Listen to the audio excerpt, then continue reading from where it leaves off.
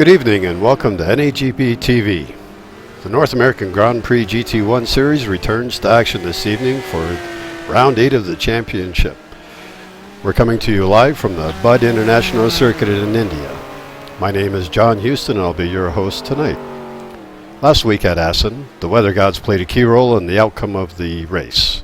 Rainy conditions caused several front runners to be forced into the pits on multiple occasions to change onto adequate tires to match the ever-changing track conditions.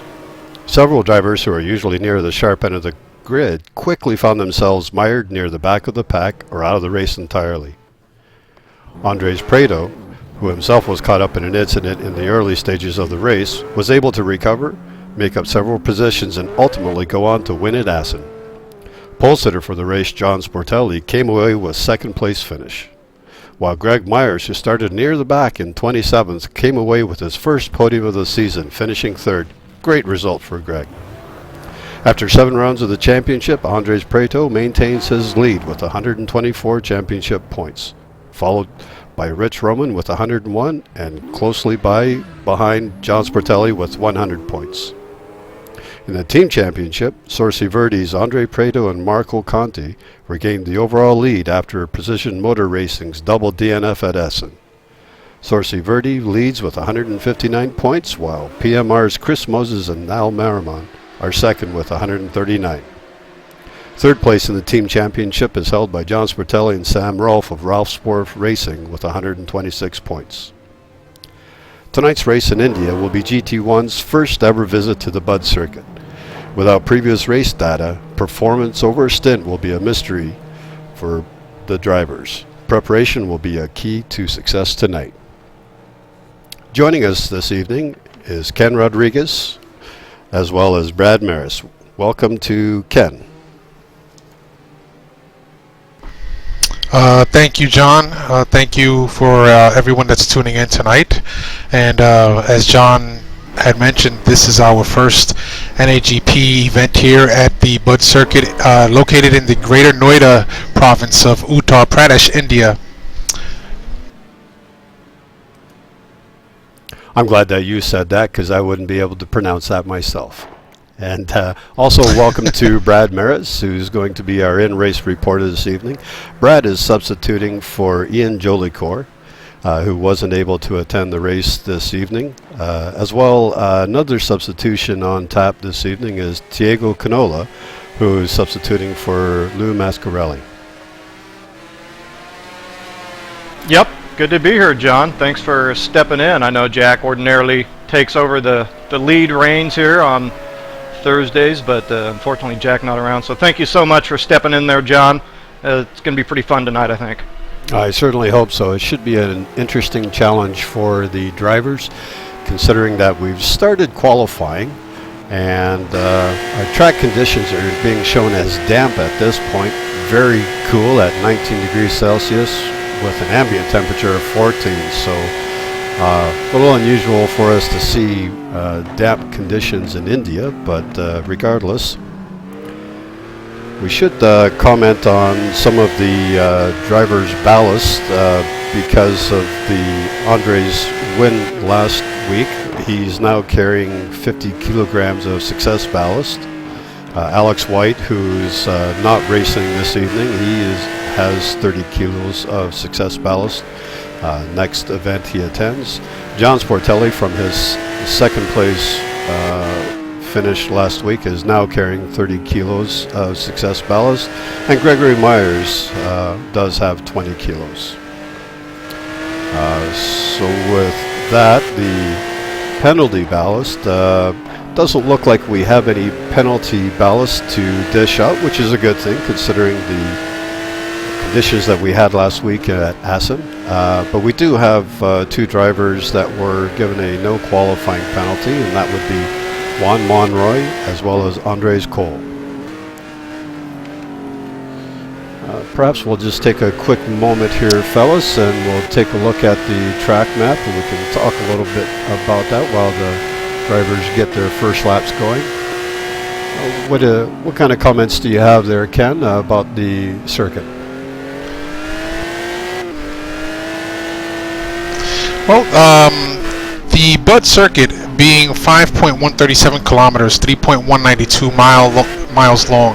That would register it as one of the longer circuits that we race here at NAGP. It's a 16-turn track, officially opened back in October of 2011. Features one of the longest straights on the season 21 calendar for NAGP in Sector 1, as well as some complex second and third sectors. One of the most notable sections of the circuit is the multi-apex turn 10, 11, 12 sequence. It has been likened to the long fast turn 8 at Turkey's Istanbul Park circuit and is expected here tonight to generate high tire loadings. Unlike Turkey's turn 8, however, it tightens on exit and is a clockwise right-hander.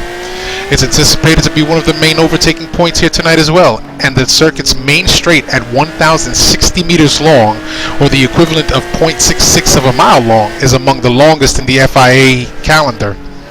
The pit lane, let's talk about the pit lane. It's also one of the longest at more than 600 meters, or the equivalent of 6.5 football fields long. It's a very long pit lane. Time spent in the pit lane is an important factor in determining race strategies, so certainly something to look out for these drivers tonight is that turn 11, that turn 10, 11, 12 multi-apex. It's going to generate some high tire loadings, and I think we heard Brad Maris mention a little something about that earlier. He was having a little bit of difficulty keeping the tire wear down. Yeah, it looks like it's a decreasing radius, that 10, 11, 12 complex, so I can see how that's going to be challenging as a driver, because you're always going to want to be back on the throttle as soon as you can, but with it always turning, it's going to be difficult to do that. One interesting aspect of this track, however, not sure how accurately modeled it is in GTR2, but the real world track, it is made up of asphalt concrete mix with gray whack aggregate. Now, I didn't know what gray whack aggregate was, and that is essentially sandstone, so harsh on the tires. Interesting. So we could be seeing some extreme tire wear throughout the race. We'll have to kind of keep that in mind and see if we can see any cars sliding around, perhaps losing a bit of traction. Certainly in the damp conditions, they're losing a little bit of traction. I'm just on board Tiago Canola here as he's out on his, I think this is probably their second or third timed lap. The times are a little bit high at this point, certainly because of the damp track conditions, so in a brand new circuit, just one more thing to throw at these drivers. Yeah, absolutely there, John. And just looking real quick, I'm actually on board with Brad Maris right now, but I'm in the litter box mode here and watching the track temperature slowly increase in temperature. We started in the teens, we're now up to 21 degrees Celsius with damp conditions, and the ambient temperatures went up 1 degree at 14 degrees Celsius. Conditions and forecast calling for sunny skies, so let's see what these guys end up getting right after qualifying. So it looks like perhaps we've got some damp conditions to start the day, and then as we progress through the day, we'll see better conditions for the race itself. Yeah, and I'll jump in quickly, real quick, guys, and say that the track is actually quite damp and a little treacherous. So it does make for some tricky driving, particularly coming off the curbs. You do have to use some of them around here, but very easy to get cut track warnings by taking a little too much of the curb here. So we'll have to be careful about that. I can see quite a bit of the spray coming up off the tires, Brad. So yeah, it's not normal damp conditions. It looks like it's pretty wet.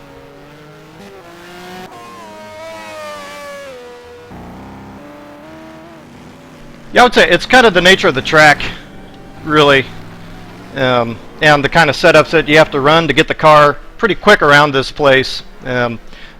Looser race car is going to be better than one that's a little top-heavy, I guess you could say. So that mixed with a little bit of moisture on the track is making it a little difficult, a little tough in spots.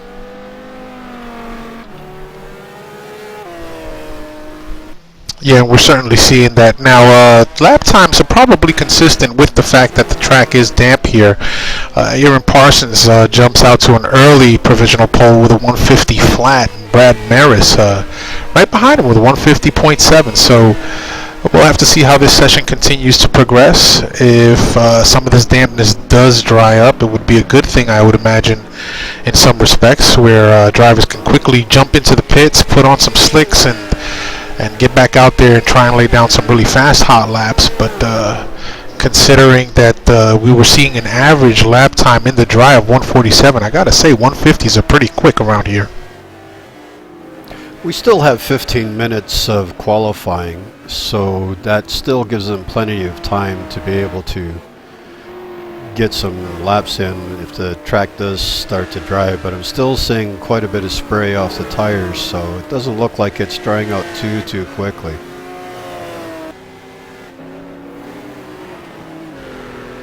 Yeah, no doubt most of these guys. Oops, I'm sorry, Ken. Yeah, no doubt most of these guys actually are on the slicks as it is. So the track is drying though, and the time certainly will come down.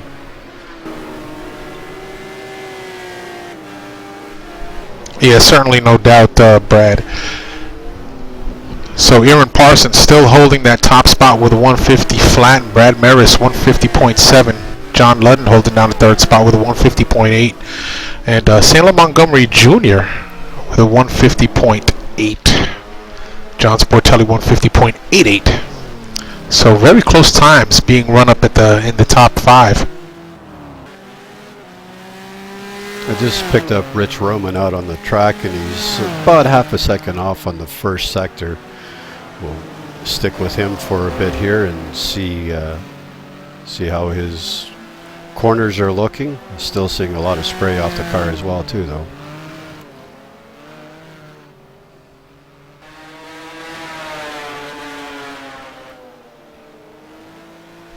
Well, track conditions certainly have not changed within the last few minutes as they were earlier, where the temperature was rising quickly. It seems to have topped out at 21 degrees Celsius.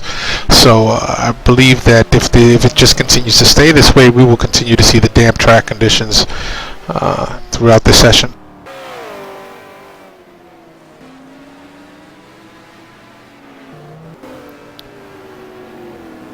I'll just pick up the P1 provisional pole sitter Aaron Parsons, and he's just going through sector 2. See if he's bettering his time, and he's way off the pace. So the answer would be no on that. Must have had a little bit of off-track excursion somewhere. Just want to take a moment here to thank Sargasm in the NAGP TV chat room.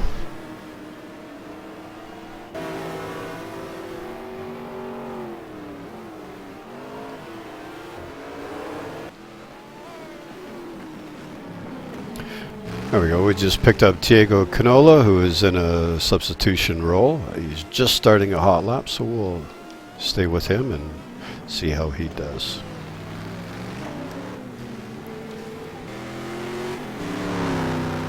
Definitely drying now, guys. I had a horrible third sector and still picked up time. So okay. I think the next 10 minutes the laps will really start to tumble.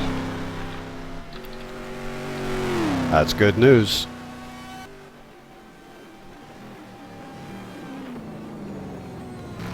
Yeah, I'm definitely not seeing as much spray coming off the cars, and you can see where they're picking up grip under braking. So, yep, it's starting to look good.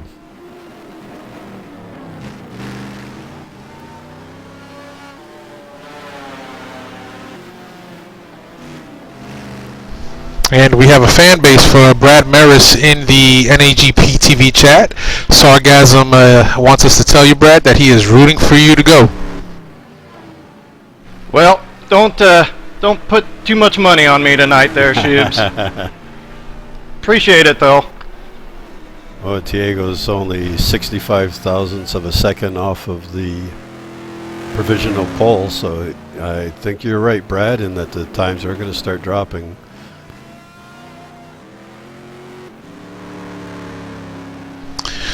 With 11 and a half minutes left to go, it's going to get interesting if this track does dry out any further.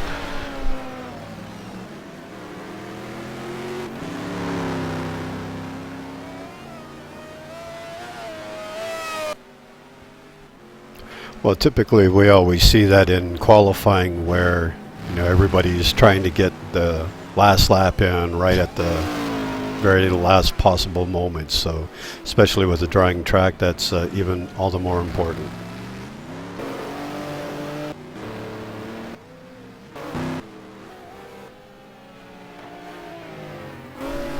So a quick rundown of your order in qualifying right now. Aaron Parsons still holding your provisional pole, and Brad Maris still holding on to second. Rich Hromin in third with a 150.1. Tiago Canola with a 150.27 in fourth. Marty Uren now moves up into the fifth spot. John Sportelli sixth. David Poole seventh. John Ludden eighth. Al Merriman moving up into the ninth spot with a 151.37. Ryan Schleif rounds out your top 10 with a 151.4. So about 1.5 seconds separating the top 10 right now. And I tell you, it's nice to see Al up there creeping up the leaderboard. I think Al was having a little bit of trouble nailing down a setup for this track, so it's really good to see. He was yeah, absolutely is. He needed some practice earlier, so maybe he was just sandbagging a little bit. I don't think Al's like that, but you never know.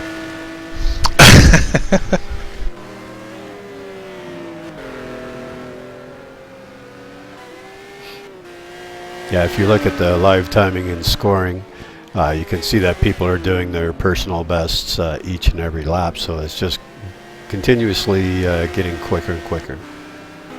Speaking of live timing and scoring, if you would like to keep track of your favorite driver, if you go to the NorthAmericanGP.com website, you will see up at the top header where it says GT1 live timing. If you click on that, you will be able to follow your favorite driver.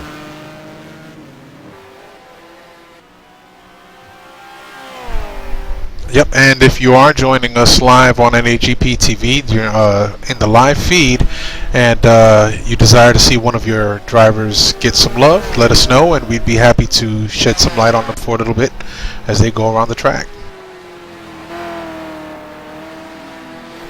So Chris Moses now jumping up into 11th, right behind Al Merriman, who's got bumped down to 10th, but still up there. Ryan Schleif making a lurch forward with a 150.7, now moving up into 8th. Andres Prado in 12th. Sergio Calderon in 13th. And an interesting note about Andres Prado, this far into the qualifying run, still holding down 12th. So I'm imagining that success ballast has got to be affecting him on this track, along with the fact that this is the first time that we're running here. Marco Conti in 14th. Mike Greatrix holding down the 15th spot. John Wathen is now in 16th. John McIntyre in 17th. Dan Wilkerson 18th. Jonathan Cuppett with a 154.98 holding down the 19th spot. And that's your running order right now. I'm sorry, Paul Hall now in 20th with a 159.52.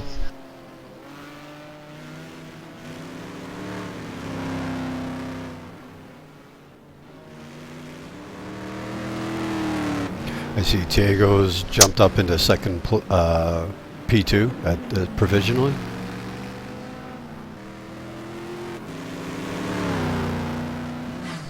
Yeah, Tiago just had a really, really fast lap with a 150 flat, and he's 6/1000ths of a second right behind Aaron Parsons.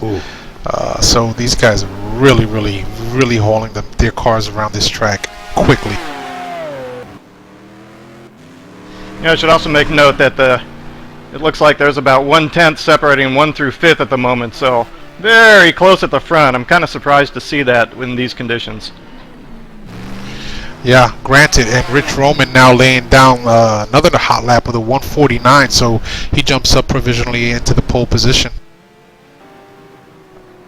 Well, and I think that, Brad alluded to that earlier where, as the track dries out, we're just going to keep getting quicker and quicker, and we are seeing that now.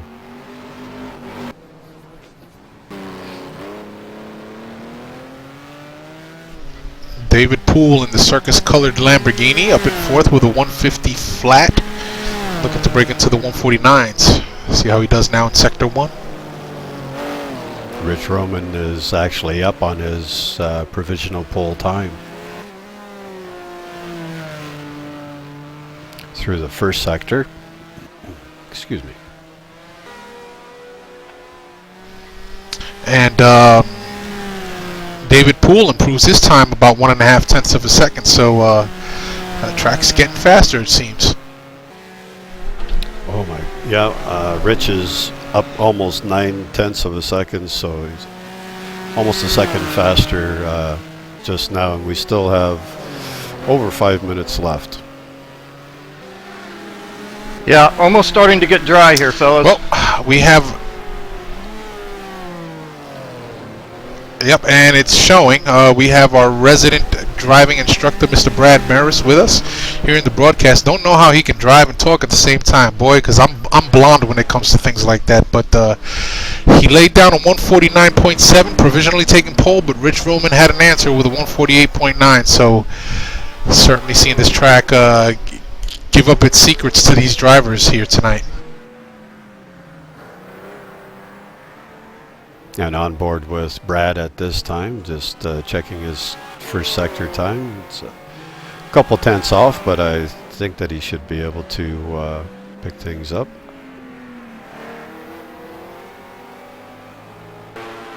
Yeah, personal best, but I think that Rich time's pretty good at the moment.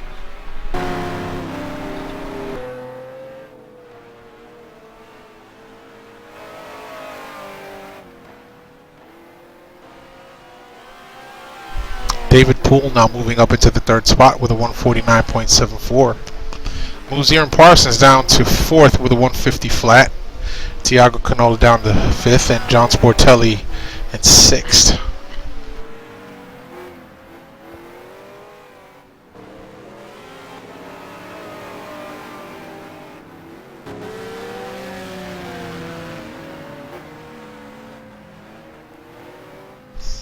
Andres Prado now moving up the ladder a couple of positions here. It pushes Chris Moses down to 12th, but Andres moves up into 11th with a 151.40. Al Merriman still in the top 10 with a 151.22. And looking at the live timing and scoring, Ken, we can see that all the drivers are still setting personal bests for qualifying each and every lap. So we like to see. Yeah, and with about 3.5 minutes left to go, I'm sure that the fast guys out there on laps right now are probably going to push just a little bit more if they can just squeeze a little more performance out of these cars, which is never easy to do. It takes a double dose of concentration and a full bucket of willpower, so I can't drive these cars worth $1. But love watching these guys go fast around these circuits.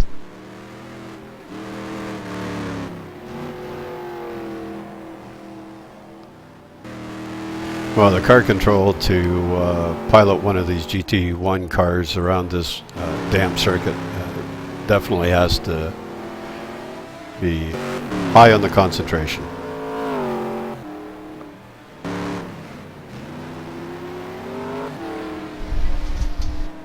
So we're just riding with Aaron Parsons right now. It's just going through the third sector. See if he can improve his timer position. No, he's well off. Yep, and we'd like to take this up.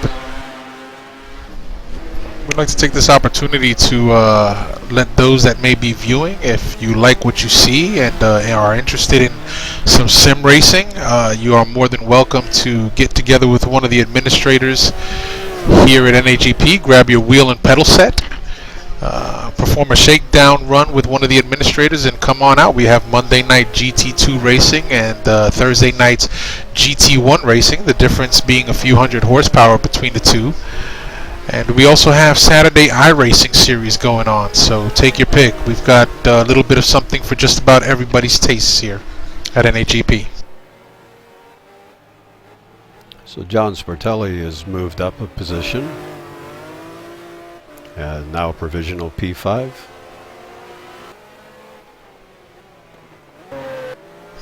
Al Merriman taking a huge lurch forward up into the 8th spot. Brings it down to a 150.5. Way to go, Al.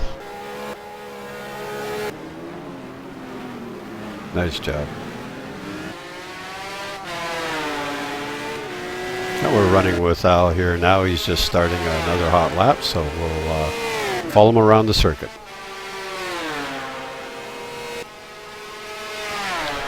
Yep, he should have the opportunity to get this one in. We have about 45 seconds left, and this session will kill itself after about a minute pass. So let's see if he can get it in.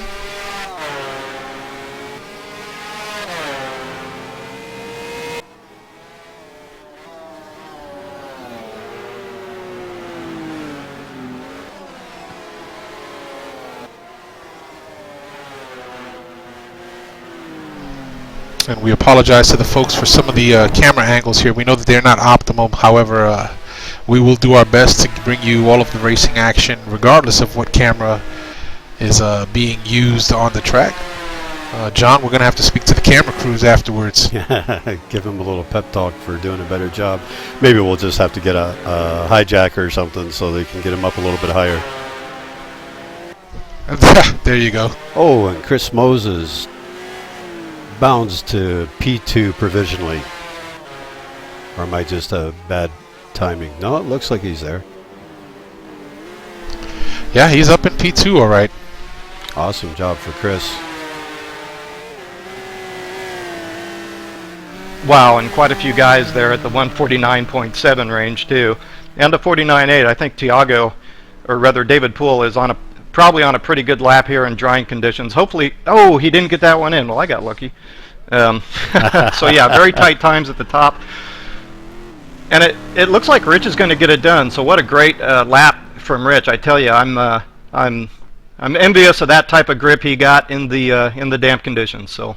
Good job. Indeed. That was a fantastic job for Rich Hromin. Absolutely. And the last one to cross the qualifying line was Andres Prado. Moved up to 10th, so it dropped Al Merriman down one. Prado came across the line with a 150.34.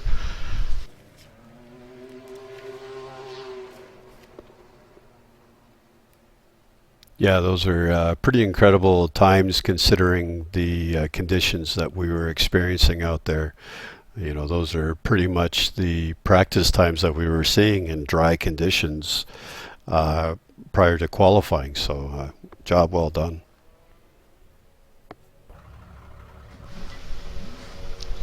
Certainly is a job well done by all of the drivers. So we've moved now over to qualifying 2. This is the opportunity for the drivers that may have dropped off to rejoin the session. Unfortunately, they'll have to start from the back of the pack.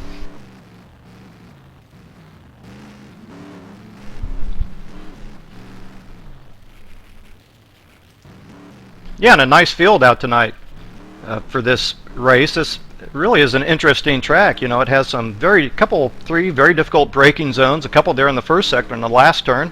And you guys mentioned some of the descending radius, higher speed corners, some of these downforce corners. Very nice mix around this place. So it's interesting racing. And I tell you, I think a good setup here is going to be real key. I think maybe he who gets his tires to last a little bit better might come away. I'd have to agree with that, Brad, and certainly considering the region that we're racing in tonight, if these temperatures hold, I would assume it's not going to be too bad, but if we see higher temperatures, it's going to be interesting. I'd be interested to see what folks are going to be doing as far as tire selection. Yeah, sure. Yep, I agree.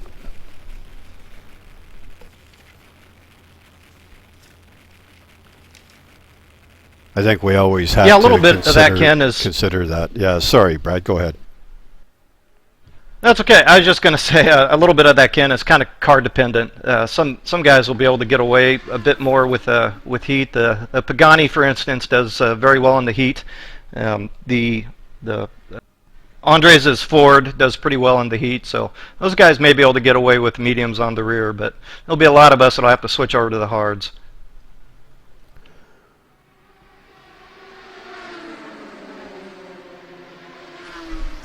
Yeah, for sure. I know it's a rough track surface out there, and as you mentioned, Brad, some very tight and technical areas, especially in Sector 3, starting at around turn 10, roughly. That's a really technical area of the track. So, and again, that increasing radius coming out is going to be, I guess, an opportune area for some overtaking. So I'd like to keep an eye on those 3 turns there throughout the race to see what some of these drivers are taking advantage of. In terms of car setup, yeah, a good car setup here is going to be pretty crucial, as well as a good driving line.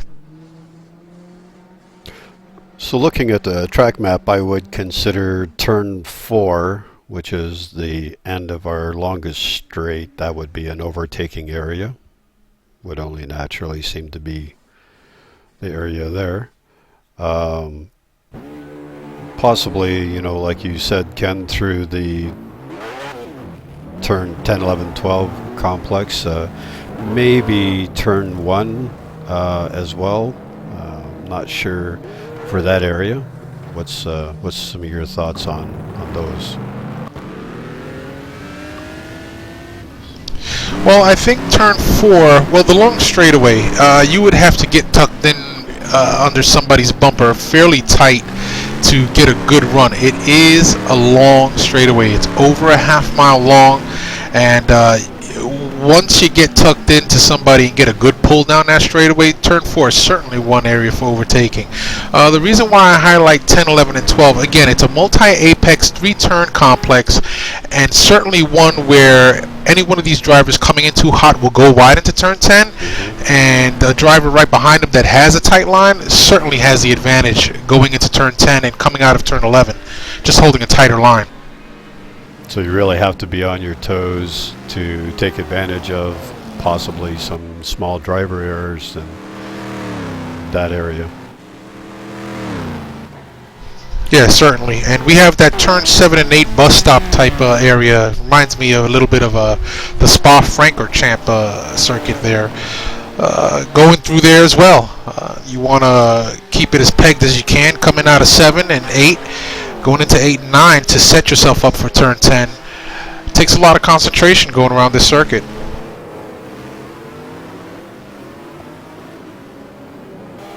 Yeah, unfortunately I haven't had the opportunity to get any laps in around it, so I'm a bit of a novice when it comes to the track layout itself. It looks like it's a fairly flat elevation as well too, not too many hills or anything of that nature.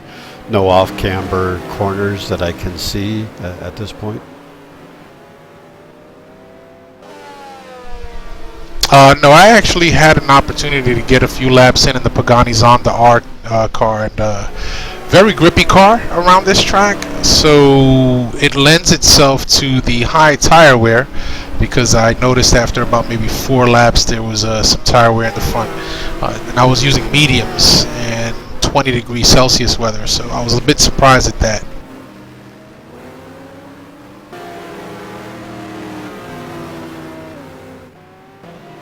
So we've got about 2.5 minutes left in the warm-up. If you'll allow me to, I'll just take a brief pause for the cause, and I'll be right back. And sounds good.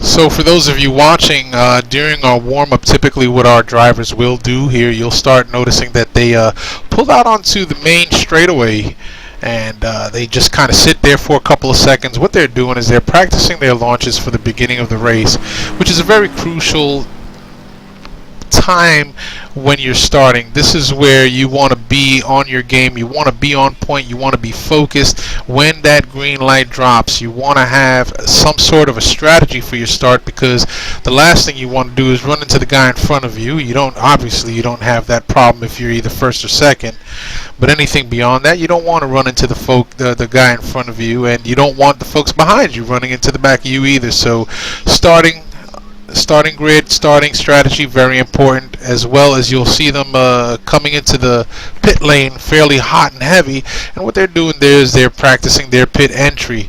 Again, another very crucial element to race strategy here, especially because of the long pit lane that we do have at 660 meters long. It's a fairly long pit lane.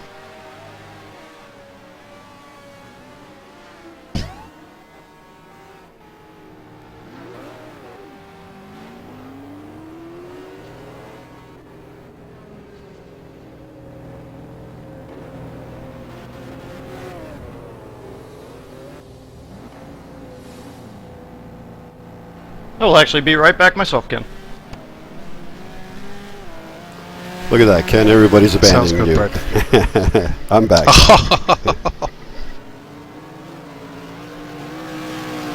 So I was just going over and telling our viewers on NAGP TV there, John, what these folks tend to do during the warm-up session here, practicing their start launches as well as their pit entries.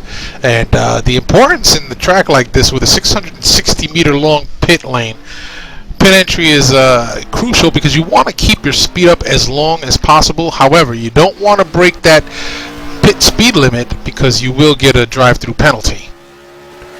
Yes, unfortunately, I've been caught doing that a time or two myself, and it's always a backbreaker when that happens. You just hate to take a penalty that's so easy to avoid, you know. But yeah, and that will be a big issue. I know that some drivers are really, really good at their pit stops. We'll use Andres Prieto as an example there. He always seems to have things well under control. And other drivers sometimes perhaps don't have the sequence worked right out, and with such a long pit lane, that will have an impact on their times, that's for sure. Yeah, not to mention that the entry to this pit lane gives you an opportunity to keep things pretty fast until you hit those pit entry lights. So it's going to be very interesting to see how these folks handle that. And it looks like we are now moved over to the race session. So, John, if you want to do the rundown. Indeed, I'll start here in pole position, Rich Hromin. In second is Chris Moses. Starting third will be Brad Maris. Fourth, Diego Canola. And fifth starting position is John Sportelli. Yep, and P6 will go to David Poole. Marty Urin will start 7th. Aaron Parsons will start 8th. John Ludden taking over the 9th spot. Andres Prieto in 10th. Al Merriman in 11th. Ryan Schleif in 12th. John Wathen starting 13th. Sergio Calderon in 14th. And Mike Greatrix in 15th position. Yep, and Johnny McIntyre will start in 16th. Dan Wilkerson 17th. Jonathan Cupp at 18th. Gup Douglas in 19th. And Paul Hall, driving the other Corvette, will round out your top 20. In P21 is Chuck Carter. 22nd is Juan Monroy. And 23rd is Andres Cole. Starting 24th and last is Greg Myers. Nope, sorry. 25th is Salem Montgomery Jr. I failed to see him hiding in the bottom there. So yes, we've got 25 starters tonight's race. Do we have any predictions? It's looking pretty good for Rich Hromin. What do you think, Ken?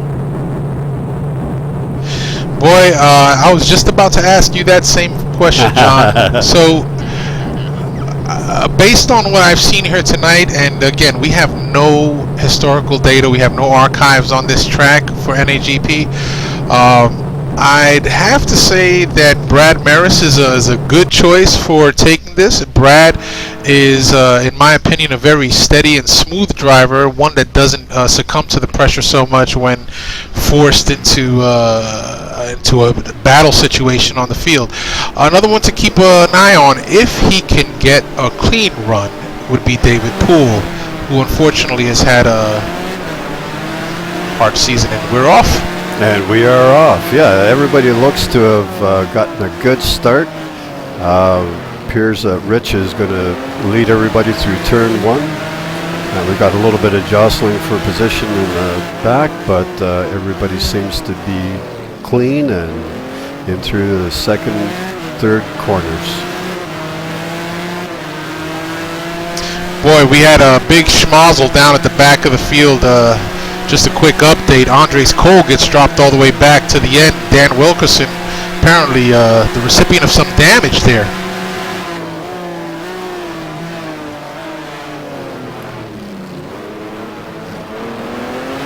Got a good battle for the lead between Chris Moses and Rich Hromin. Chris has got a nice little run. He was able to grab the inside, but now we're reversing directions, so excellent battle between the two. Yeah, Hromin not giving up an inch, but giving John Sportelli an opportunity to take a look inside Chris Moses. Not going to stick. Chris Moses shutting the door, but Hromin now is trying to check out. And it looked like in the background, Tiago had a big accident, so that's too bad. He was up quite a good start, and a little bit of contact perhaps sent him into the fence.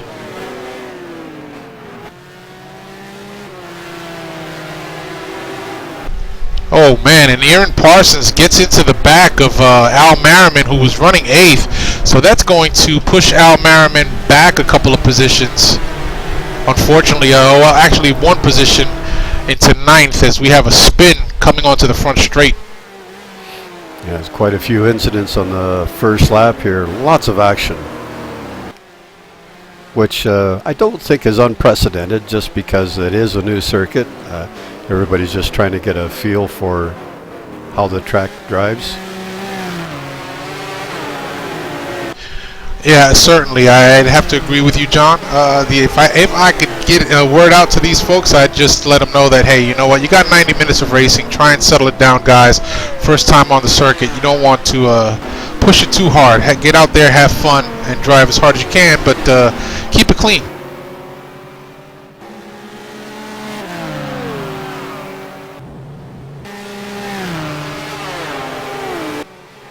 Well, we may have had some contact, but we still have all the runners on the track, so that's good to see. Apparently it's nothing that the mechanics can't fix during a pit stop, so good news there.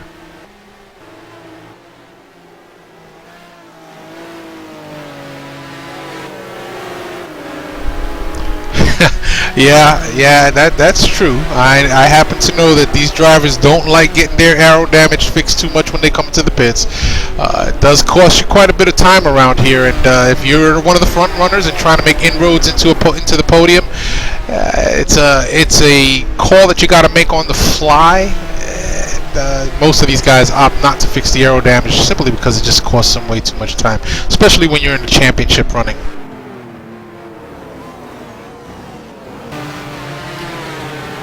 I wonder if in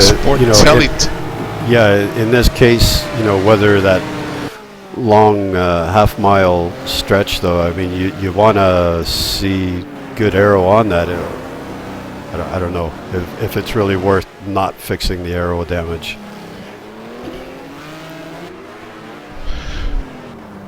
Yeah, I'd have to agree with you.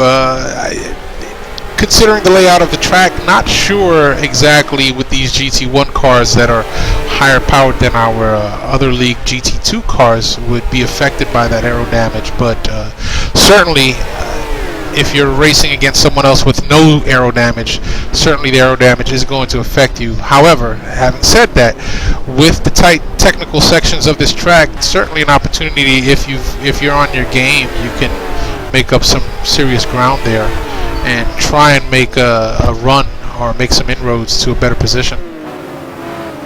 Just following the battle for a third position here between John Sportelli and Brad Maris. Brad's all over the bumper, and close behind Brad is David Poole.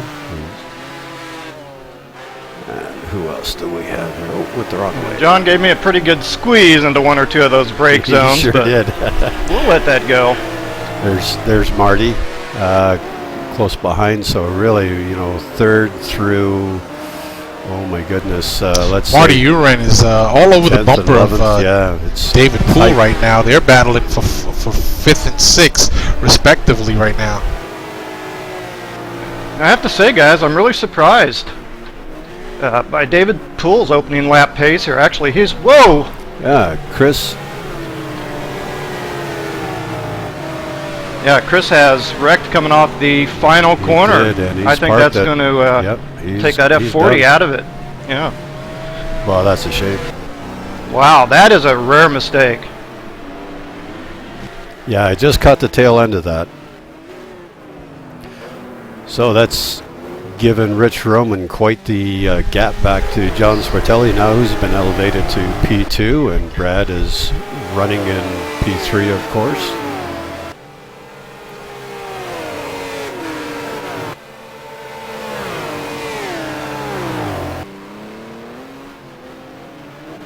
I tell you, I don't think David's out of this one yet. He tends to hold great speed throughout the course of a whole stint, and his practice times in the week of practice were just great. So I think he does have pretty good speed. He just hasn't maybe found a rhythm yet. He had a little bit of contact with Sportelli in the first couple of laps, and I think maybe that might have calmed him down a little bit, check up and just kind of regroup. And as you suggested, find a rhythm in the track and see how the tempo plays out. Yep. I gotta say, every driver has his season, and then every dog has its day, right? So Poole trying to put together a halfway decent season here. We see him give up a position to Marty Urin and trying to answer back, but he's just not had the luck this season so far. And it could be just gripping the steering wheel a little bit too tight. Wants to see the results, and of course that makes the stress level go up, and perhaps the results not exactly what he's looking for.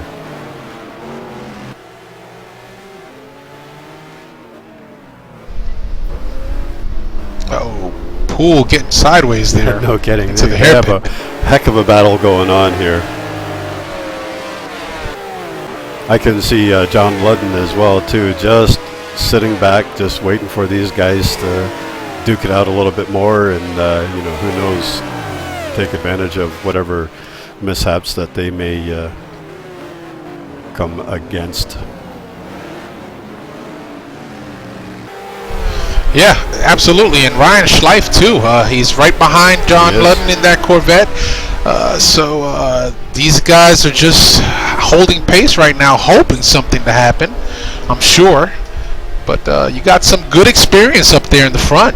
Lots of experience. These guys are not going to give it up that easy. And Al's not too far behind either, as well as Aaron. So as I say that, Al drops it a little bit wide. But they're still right up there in the mix. Still early in the race. Lots can happen. Yeah, there's a lot of racing to go. And having Aaron Parsons on your tail is never a fun thing. I speak from experience. And but Al's no slouch either. He's been around a long time. He's been racing a long time, and he knows how to hold it together as best as he can. So what is our gap? We've got a... Ooh, David. Sorry, guys. David Poole looks like he has taken a DNF. I don't know what happened there. I saw Marty shoot off toward the pit lane in my rearview mirror. Don't know if that was the result of something or not. Wow, yeah. Oh, that's both of them are coming out. Yeah, he took a DNF and he dropped. Not sure what happened. We missed it. Well, let's see if we can find Marty. Dropped back to P9, so can only speculate, but with the way that David was pressing there, he must have perhaps had some contact and just out of frustration taking a DNF. Like I say, all we can do is speculate at this point, though. Sorry, I missed that one. We were following them for so long. It doesn't that always seem to be the way, though. As soon as you move off of a battle that's been raging here for a while, of course, then something happens. I'm wondering, we can speculate it, but just looking at David Poole as he was going around prior to the DNF, I'm wondering if he may have inadvertently selected the wrong tires for this first stint. He was getting it sideways quite often.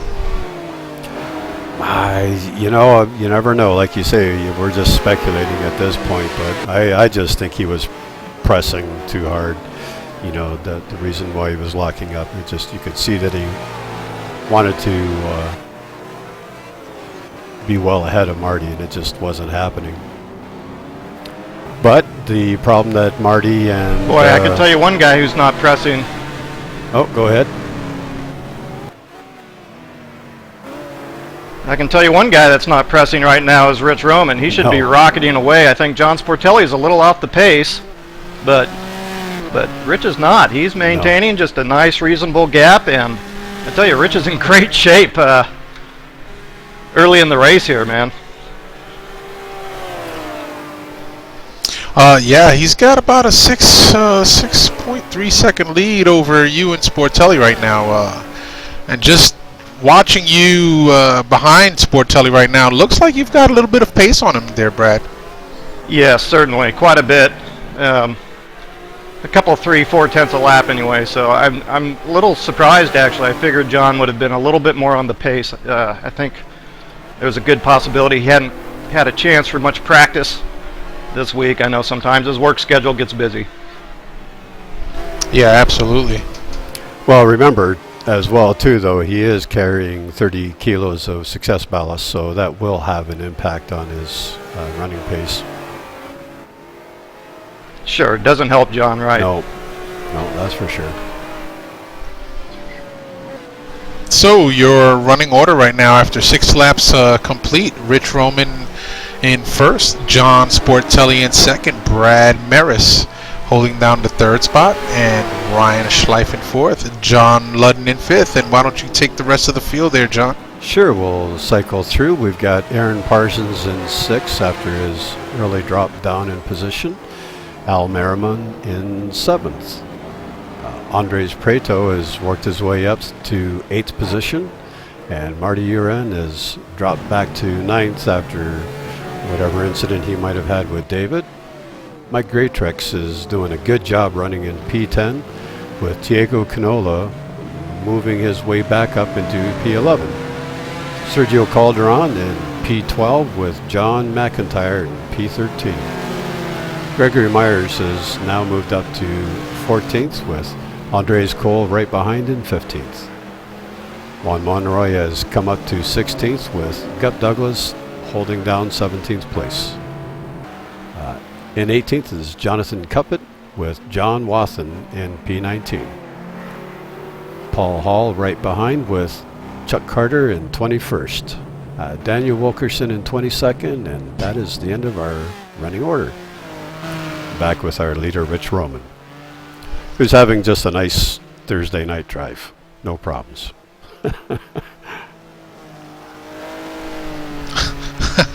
Yeah, it certainly looks that way, John, as he goes around the sweeper turn there. We've got that John Sportelli in second and Brad Maris in third, and as we discussed earlier, looks like Brad's got pace, but we know that Brad is just keeping it calm right now and not pushing way too hard. It's just the first thing, and like we said, a lot of racing left to go. Well, he has to and if I can balance offer that some with letting Rich get away. We've got quite a gap there now, so the more patience that Brad shows, the bigger that gap is going to pull itself out to, right? Well, yeah, and I was going to say, just from a personal standpoint, this car getting such great fuel mileage, there certainly isn't any reason to push here too early. And I am in a substitute role here for Amcan Racing tonight. Thanks for them for the ride, by the way. So I don't want to insert myself too much into these guys' championship. If I can't get by pretty clean, then we'll just let those guys have their own battle. And that's a reasonable thing to say. Sportelli is in second place in the championship, so yeah, you don't want to take him out of the race. That would have a huge detriment to the oh no, he's in third, pardon me, but still he is involved in the championship race, so you don't want to do anything to impact that, indeed. So that's good sportsmanship. All right, sorry that we missed it. Quick update, Aaron Parsons unfortunately gets into the back of Ryan Schleif and spins him around, dropping Schleif down to the 9th spot. That gave the opportunity to Marty Uren to move up into 8th. He was previously running in 10th, and Mike Graytrix now moving up into the top 10. Good on Mike. Well, that's great to hear. That pushes Al Marimon up into P4. Good to see. Sounds like PMR needs a good result, and looks like Al is the man to do the job.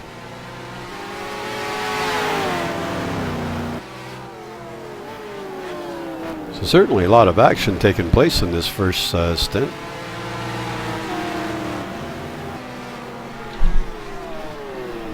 Yeah, there most certainly is, John, and no wonder. Again, brand new track. These guys, although they're accustomed to racing with one another, it does throw a few of them for a little bit of a loop when there's a new track introduced into the mix.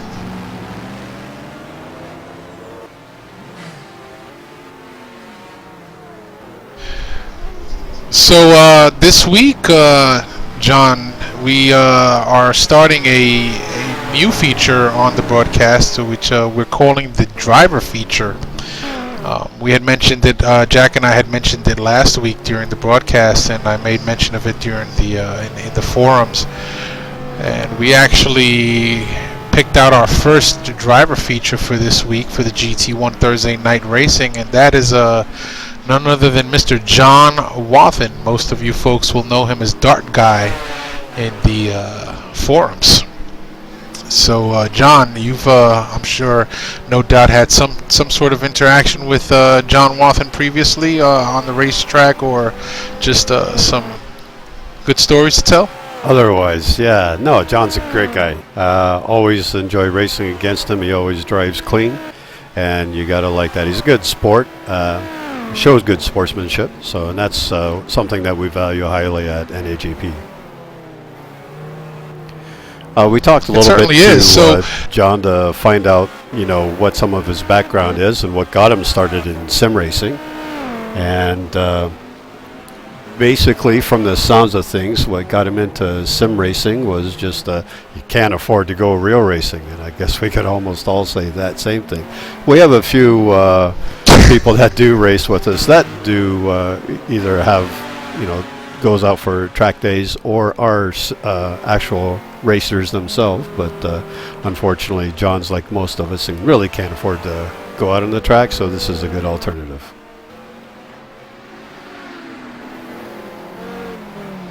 Yeah, John's a real asset. John's a real asset around the site too, so always willing to help out the new guy, giving some instruction where to go, what to do. Very frequent contributed to the forum as well, so great guy, good to have him. Yep, couldn't have said it better myself. So some of the questions that we posed to John Wathen, one of them here was how long has he been sim racing? So his response was that he bought a wheel when GTR2 came out, but he really enjoyed all of the Gran Turismo games. So I'd have to place that about 2006, I believe it was, that GTR2 came out. Yeah, so he's not a rookie in sim racing whatsoever, and that certainly shows in his on-track demeanor. He can get the car around. Sometimes he has great seasons, sometimes not so great seasons. I think we all go through those periods ourselves when we just don't click with a car for whatever reason. And the way that we run our competition seasons here is we usually try to change up the car every season to give a new challenge for all the teams and drivers. So sometimes it works and sometimes it doesn't. But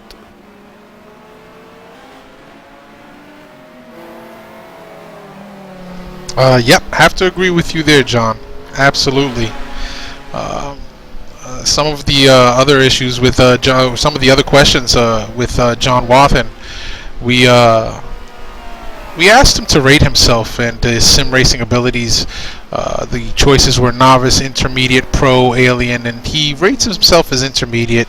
He's a pretty consistent mid-packer for the most part, from what we see here at GT1. So he kept it honest, he kept it real.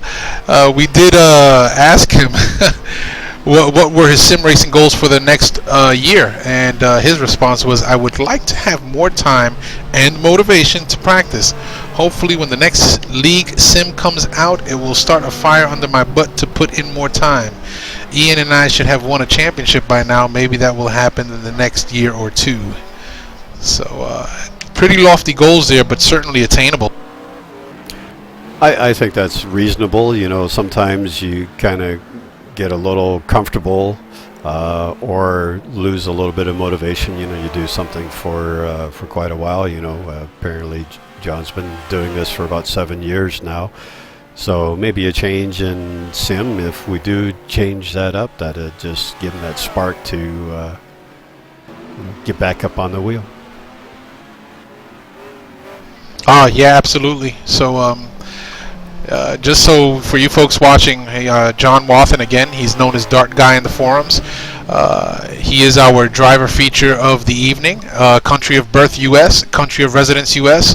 Some trivia: his favorite food is crab legs, although he has been allergic for the past 10 years. His favorite drink is Diet Mountain Dew. Favorite television show, Breaking Bad. Favorite movie, The African Queen. Favorite actor, he picked two, Michael Caine and Steve McQueen. Favorite actress, Katharine Hepburn. I gotta agree with that one.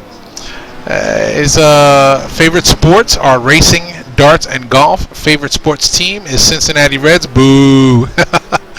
His favorite motorsports series, IndyCar. And when I asked him what his favorite motorsports driver was, his response to me was none. I usually just pull for the underdog. And that is your driver feature for tonight, Mr. John Wathen, currently running in P17, driving the other Lister Storm.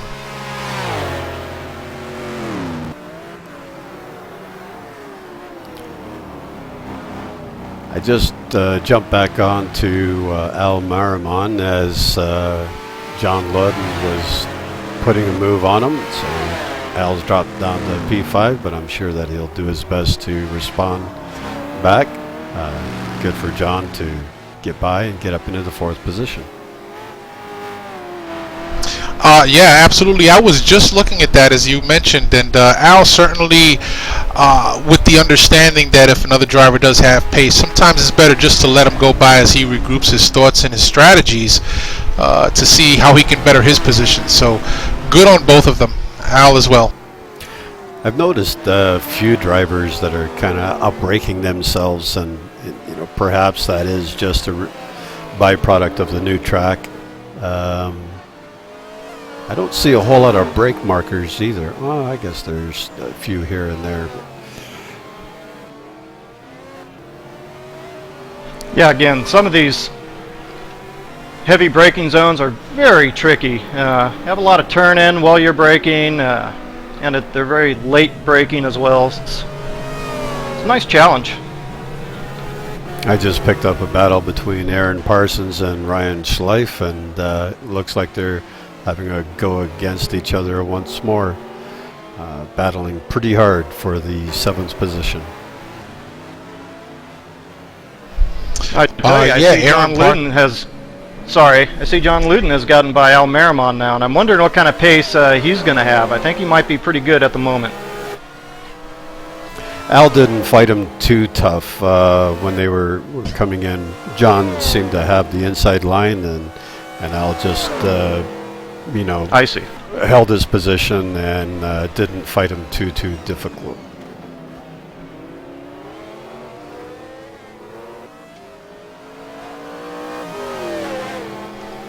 Yeah, so I'm you're really impressed with John's. Sorry, Ken. Yeah, they are going hammer and tong no, against each go ahead, other Brett. right now. I was just going to say I was really impressed with John Luden's times in practice. Really getting through some parts of this track very well. Yeah, he certainly is. One thing that Jack and I highlighted on last week's broadcast was the fact that John Luden is great in the qualifying, great at practice, and with experience and over time, we know that top 10s and top 5s are not too far off, because it does take some experience to run up front with you guys, Brad, especially those that are very seasoned and have a greater understanding of the sim and how it works. So I don't think he's too far off. But we have a definitely not. pit stop taker in Andres Preto. So changing the strategy a little bit. We're at lap 12 or 13. What are we looking at now? Wow. Oh no, that's pretty wow. early, I think. We're working lap 15 at this point.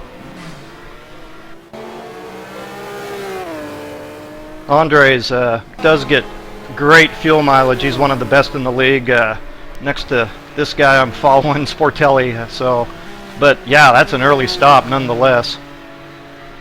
Just looked at the timing, and Rich Hromin, who I've jumped back onto here, he's got a over 13-second lead to John Sportelli.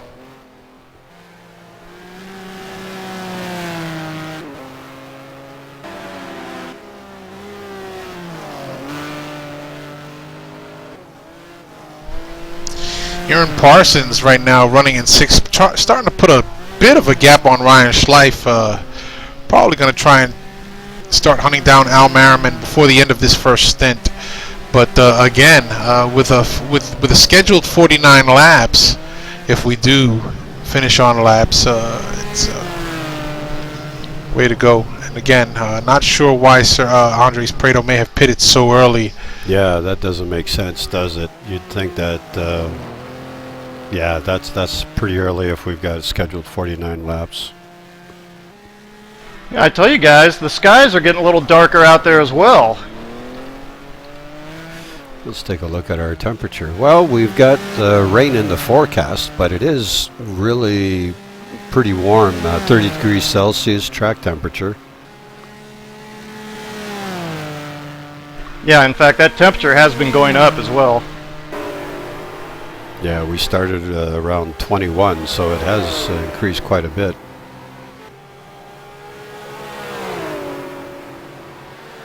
Oh, and Ryan Schleif has parked it with a broken suspension. Had an off-track mishap there, and he's done for the day. Oh, that's a shame. Yeah, he was up there battling with Aaron Parsons for that 6th position, so that's unfortunate for Ryan Schleif.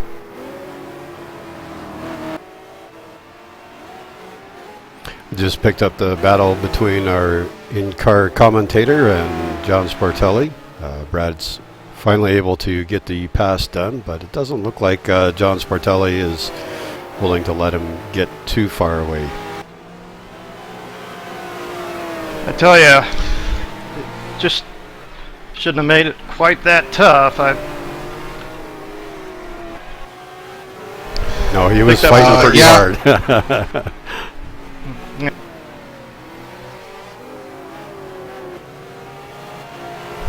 Yeah, I have to agree with you. Sometimes when you do have pace on another car, the one that's a bit slower, yeah, sometimes it's just better to concede and hope to get tucked in behind the faster car's bumper and see if you can get some pull around the track.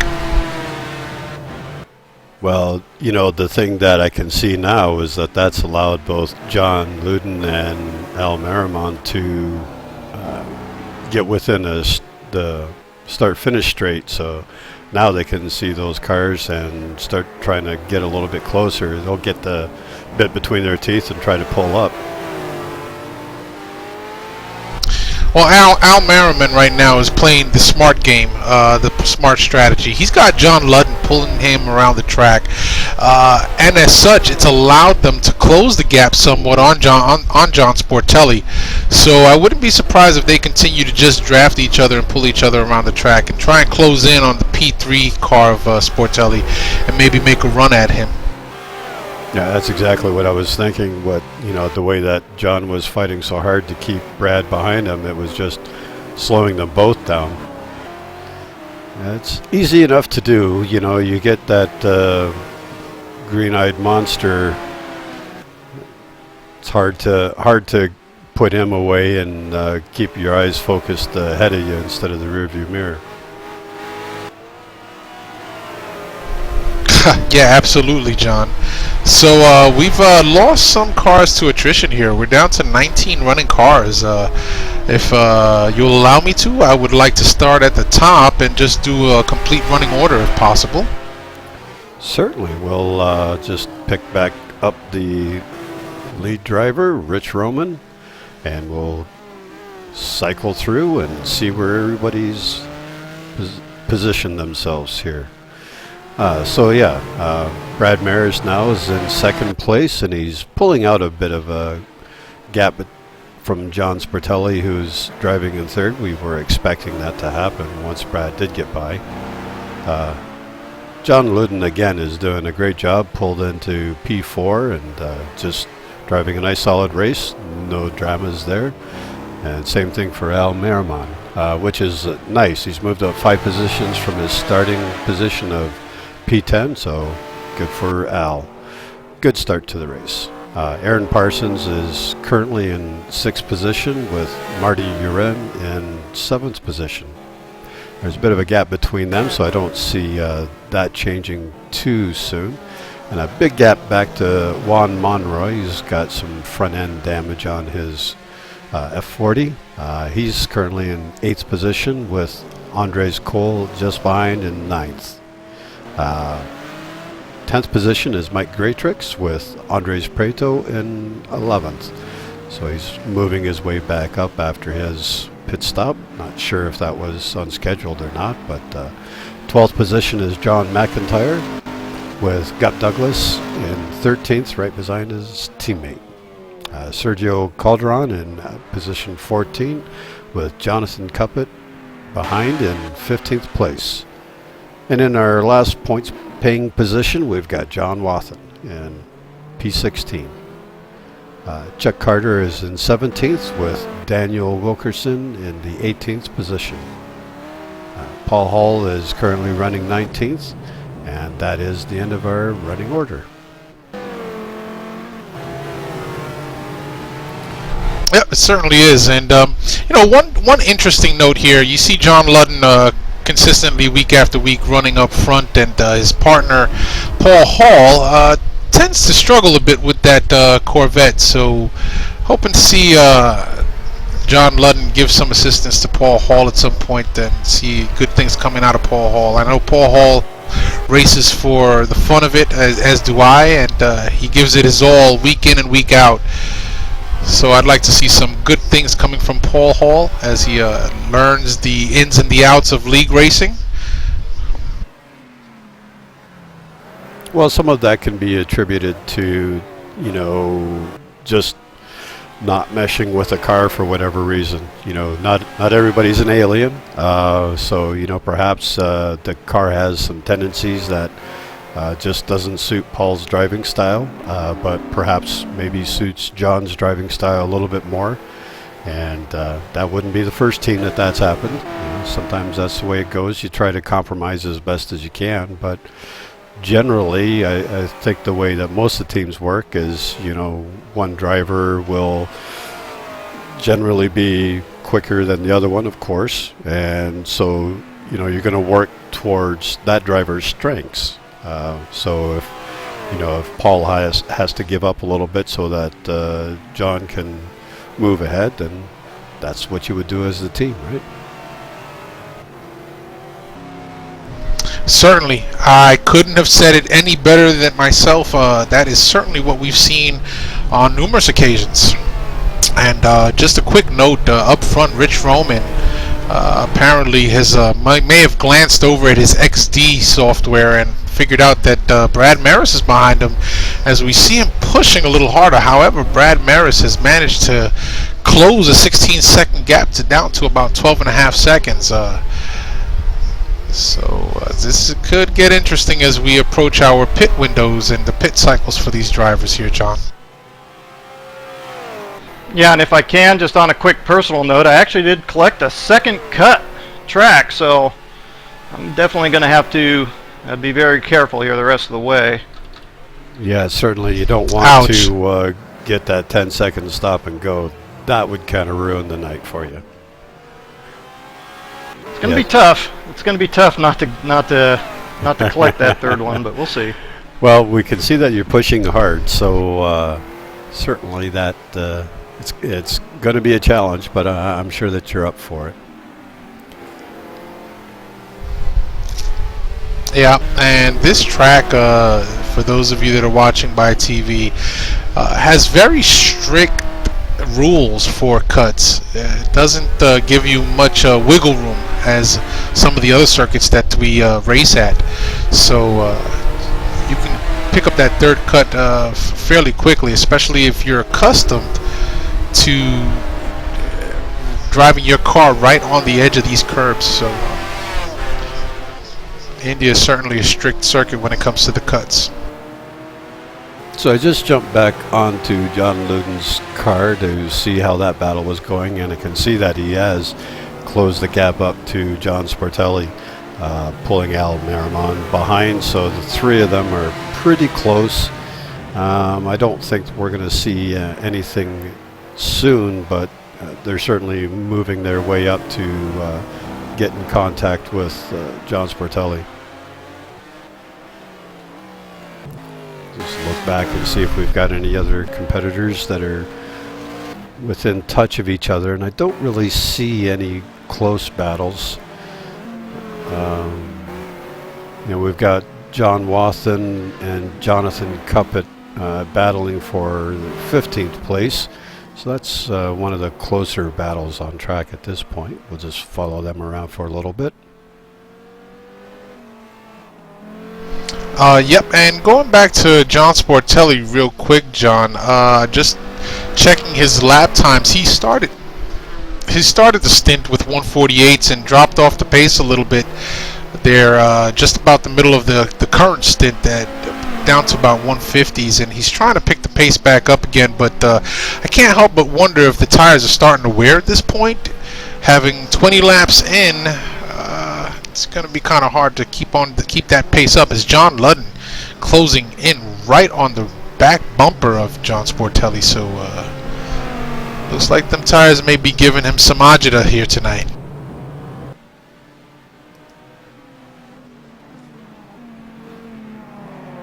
Yeah, it's nothing worse than to feel your tires going off and then seeing a competitor closing up quickly on your bumper. Speaking of bumpers, yeah, John, you saw John Wathen get in the back of Jonathan Cuppett.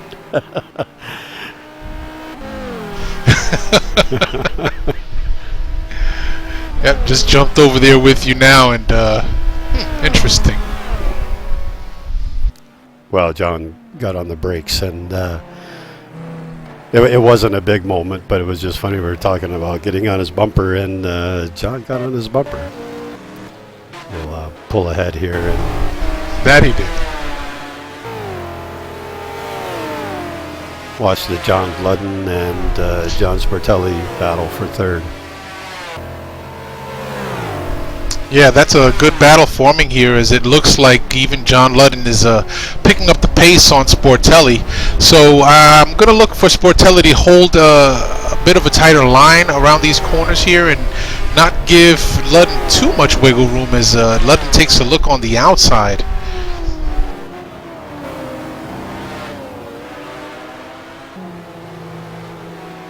Yeah, you can see. And here's where you'll start picking up some of the differences. Yeah. You can see him pressing pretty hard to keep in touch. And Paul Hall doing a good job of as letting they go him around. Crowds have gone away there, fellas, as well. What was that, Brad? Sorry, guys. I just was noting that the clouds have actually gone away here as well, so no imminent threat of rain, I would say.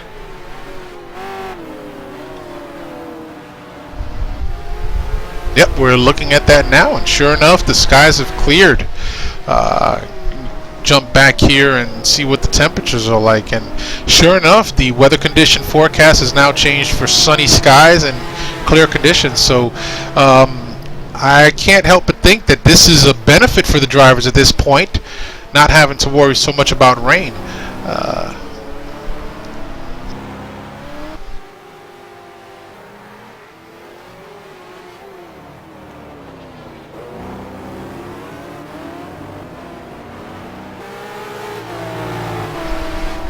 Back on board with Ludden real quick, and Ludden just trying every which way to get around Sportelli. Clearly he's got the pace on Sportelli. He's going to have to try and just get that pull down this long straightaway, and he takes a look inside. Yeah, can't make it stick. Yeah, you could see that he was taking a look, but wasn't going to do the dive bomb on him, so that's good on him. What's our track temperature looking like at this point, Ken? Yeah, so it's holding pretty steady at 32 degrees Celsius. The ambient has also held steady at 25 degrees Celsius.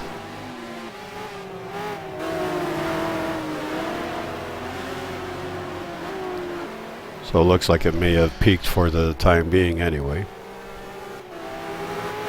Yep. So here we go. You have P's 3, 4, and 5 running virtually nose to tail. A clear indication that John Ludden having pace on Sportelli, however, not being able to get around him, has allowed now Al Merriman, who's currently running in P5, to close in on the back of John Ludden. So things are going to get interesting. What are we doing for laps? We're working lap 23 to maybe 24.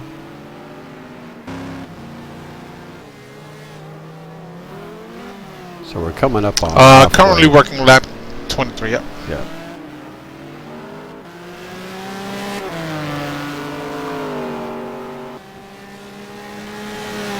And picking up as a little we see bit some lap of our traffic. drivers.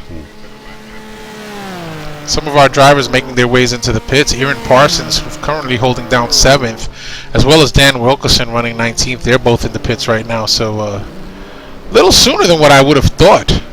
But they're in the pits.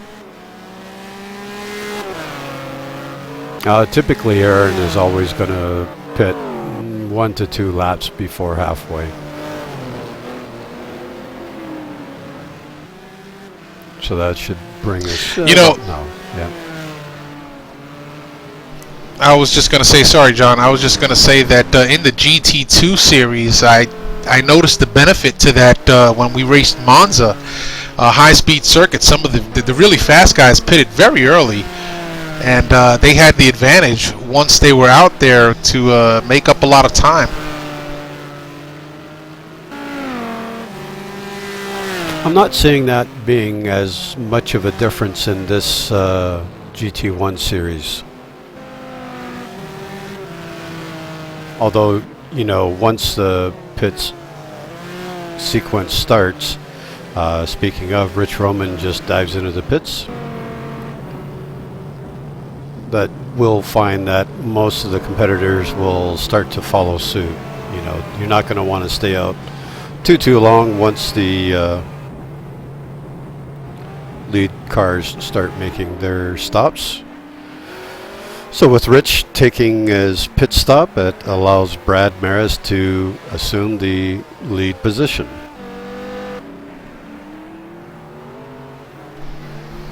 Yeah, and John Ludden gets around John Sportelli for that second spot now, again, with Rich Hromin in the pits. And Al Merriman moving up to 4th, and he is right on the bumper of John Sportelli, so he's looking to take another position for these pit rotations.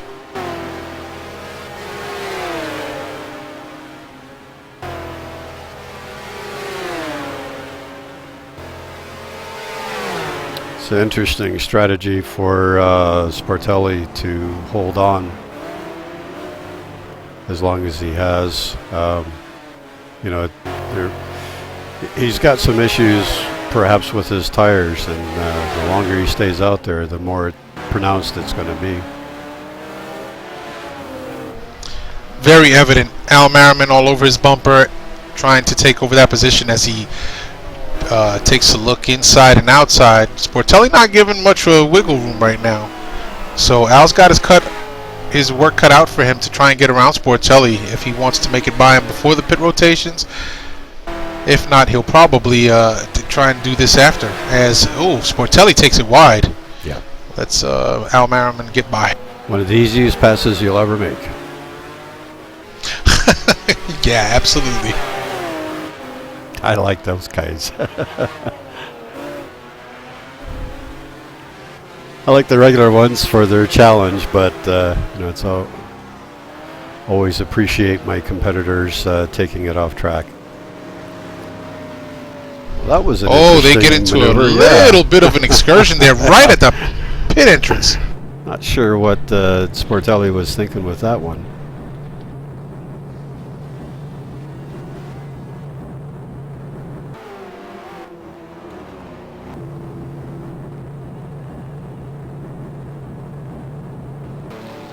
So we've got great gaggle of cars in the pits at this point, which has elevated John Ludden to P1. So he has clear track now. It'll be interesting to see. Yeah, what I was he just does about with to that. make that observation myself. I got to tell you, you know, these guys are really not too far off of this second place at the moment. I think there's still a lot of opportunity for positions to change here. I'm kind of excited to see exactly how it's going to shake out. Well, now that toward the end of this second stint. Yeah, for sure. Now that John's gotten by Sportelli, you know, he's really opened up and dropped the hammer. So you may just have someone banging on your bumper in a little while there, Brad. Yeah, it wouldn't surprise me at all. So this has got to be a feel-good for Mr. John Ludden right now. He's currently holding down P1 for a few laps. I'm pretty sure that he's trying to push as hard as he can to extend the lead somewhat. As we know and as we've seen here week after week, once the pit rotation cycle's complete, things tend to sort themselves out as John Ludden now dives into the pits. Ooh, that was awful quick pit entry. So that doesn't cost them a penalty.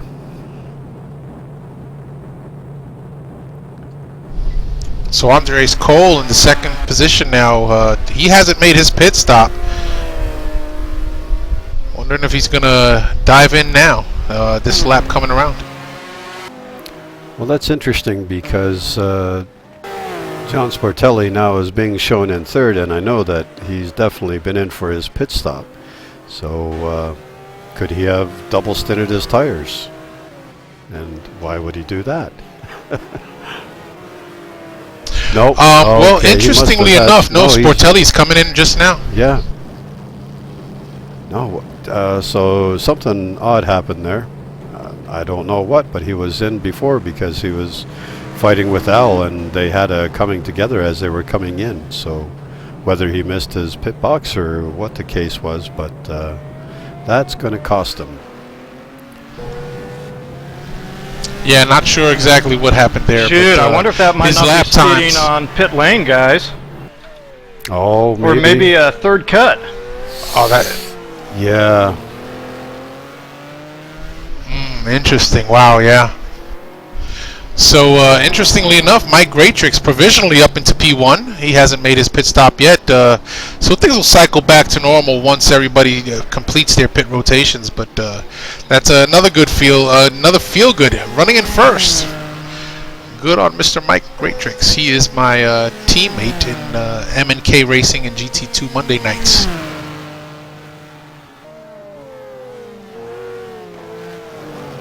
So allowing for Mike needing to make a pit stop, then we pick back up with Rich Hromin, who has assumed the virtual lead. Again, once Mike Greatrix makes his scheduled pit stop, that'll be Rich back in first. Brad will be provisionally in second place, and John Ludden as in third. Aaron Parsons has moved back up. He's leapfrogged past Al Merriman with Marty in behind Al. I'm not sure if Juan Monroy has had a pit stop yet or not. He's shown in the 8th position at this point. Let's take a quick look here. Yeah. So yeah, Hromin by Mike Greatrix. Now looks like Greatrix will come into the pits now. Yeah, he's just coming in now. Always nice to lead a few laps if you get the opportunity, so can't fault him for doing that, that's for sure.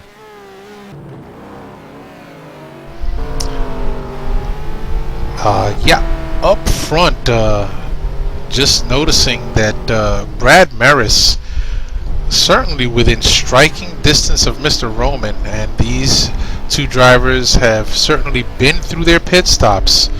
So interesting turn of events now, where the gap was about 12 seconds. Now it's just a straight line, straight line distance, line of sight gap. Well, that is definitely going to give Brad the incentive to get up on that wheel and try to close that gap up. We're looking at, just a little over a second gap between the two of them?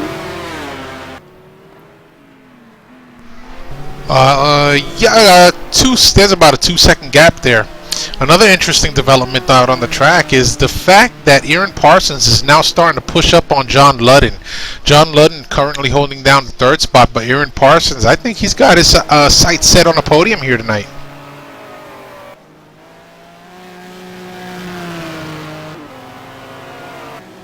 Yeah, there's about 5 seconds between them, but once he gets his sights set on him, he'll start pushing.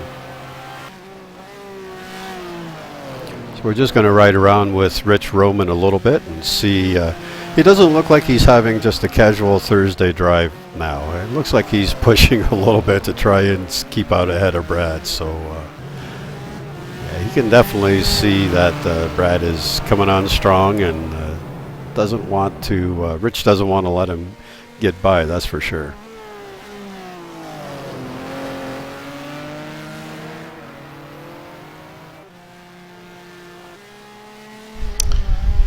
Yeah, that's certainly true there. We see that we see that Rich Hromin is taking it deep into the corners and locking up those brakes a little bit. Boy, I gotta tell you that we are fortunate this sim title does not simulate flat spotting. Otherwise, some of us would be in some real trouble. That's for sure. I do hear, however, through the grapevine and through some rumblings in the sim racing community that the ability to simulate flat spotting has been developed and may not be too far off. So don't be surprised if we start seeing the flat spot simulation take place in some of our future sim racing titles.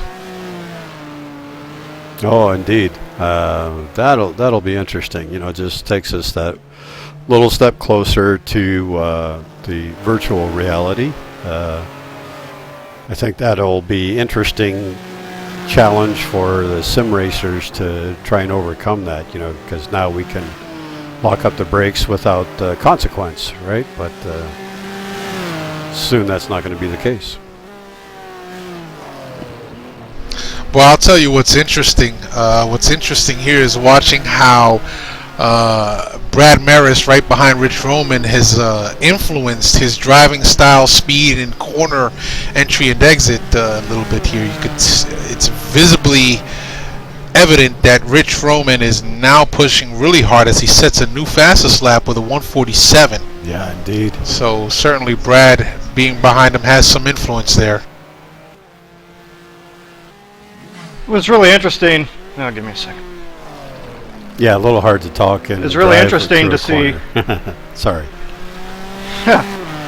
It's really interesting to see Rich's pace drop off really significantly in that first stint. I was also a little surprised he hasn't really been able to put down the hammer a little bit more here. Rich showing some great pace in the week of practice. Well, I don't think at this point that he's felt threatened at all. So, you know, why expend your car if you don't have to? Best to save your tires for the end of the stint, if at all possible. But now that, you know, has someone that's closing on his bumper, he's going to start pushing, and it's a good chance that we will start seeing those times drop, as Rich did just set his personal best. The fast lap so far is held by Juan Monroy at a 1:47.288. So we're into the 47s deep. Not sure that we'll see a 46 for a race pace. Yeah, I doubt that we'll see a 46. It's not out of the realm of possibility. However, seeing Hromin alter somewhat his driving style and pick up the pace here a little bit, certainly going to have some type of an effect on the tires, considering that there's still a considerable amount of racing left to go. Well, with him pushing as hard as he is, I'm sure that he is wearing his tires out through the corners. You know, he's got the brakes locking up, and it may not flat spot the tire, but it sure wears them out. I hate to break away That from and the fact that when you are pushing...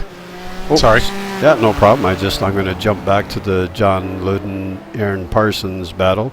I just saw in our live timing that Aaron was getting a little bit closer, and I see he's not quite on his bumper, but he's there. He's won't be too long before he's going to fight for that third position. I'll tell you, which is a good battle that's shaping up here, probably within the next 3 or 4 laps. Al Merriman and Marty Urin, 5th and 6th respectively. They're not too far apart, a little under 2 seconds. So Merriman looking to pull up on Urin a little bit there. Yeah, I think we'll just take a moment to cycle through the field and see where everyone's come out from the pit rotation. So we'll just pick up from Al and carry on from there. Juan Monroy has moved up into the 7th position, done a good job in moving forward. Andres Cole is in the 8th position, which is a great result considering that he had a no qual. John Sportelli has dropped back to P9 from whatever pit incident he possibly had. I think probably Brad called it with speeding on pit lane. He was kind of all out of shape there. John McIntyre's in 10th position with Gup Douglas still trailing.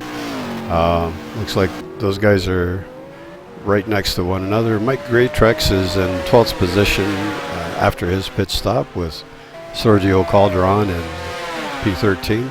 They're close touch with one another as well, too. I could see perhaps Sergio closing up to try and challenge for that 12th position.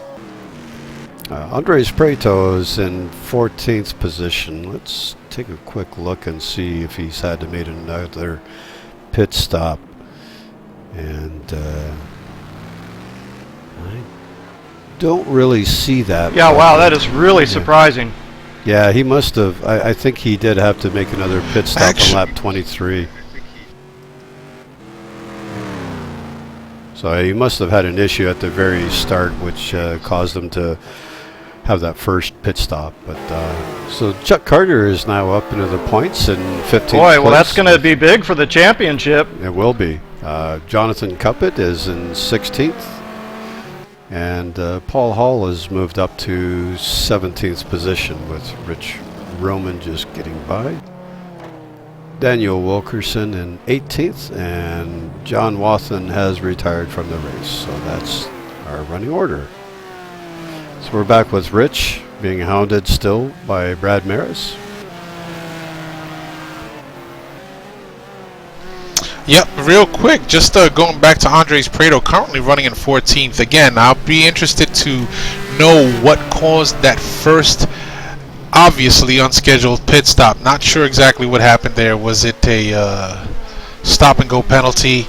Because it was a fairly short stop. Nonetheless, it's very uncharacteristic of Andres to be running in 14th place and 1 lap down. So that's an interesting observation, Ken. I think that you may have called it there with maybe you had a stop and go for cuts early in the race, and that's going to make him pretty cautious for the rest of the race, of course, because any cuts after that is an automatic stop and go. You don't get the cumulative anymore. It's once you get your 2, the third one you get your stop and go, and every other cut after that is another stop and go penalty. So, and that will certainly have an impact if things finish the way that they're running now, with Andres currently leading the championship with 124 points, with Rich Hromin, who's leading the race with 101. So there's 23 points still outstanding, but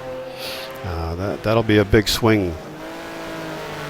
Should Rich hang on and capture the win on this race, but I'm sure Brad Marish is going to have at least want to say something about that. So just real quick, I turned my attention over to our chat room, and I see that Jack Ivy has joined along with Sargasm, and they are going back and forth and telling us that we need to pay better attention to our audience. No, that was a joke on Jack Ivy's part, but Sargasm there is agreeing with the possibility that Prato probably had to serve a stop and go for cuts. It was very early, and we know that Prato's drives on the edge most 100% of the time. So it's very possible, and again, on a track as strict as this one is, real quick to pick up that third one. So following the lead battle, and we'll give a shout out to Jack Ivy and Sargasm here from the broadcast host. It looks like we've got some lap traffic that could come into play for the lead. So we'll have to see how Rich deals with our lap traffic. Well, certainly going to give Brad an opportunity to close in a little bit, and the crucial key here for Rich Hromin is not to get overly aggressive. Don't try to blast your way past lap traffic, especially the two that are in front of you that are also vying for position on track, even though they may be getting put a lap down. So be strategic, be courteous, and try and be fast all at the same time. Very fine balancing act for these fast guys.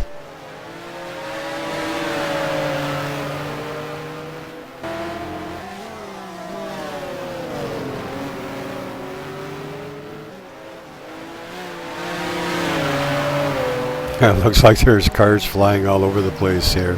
Everybody's trying to get out of everybody's way, and it's a challenge for everybody to do that through some of these corners. But a little bit of contact there. That's not what we want to see, really.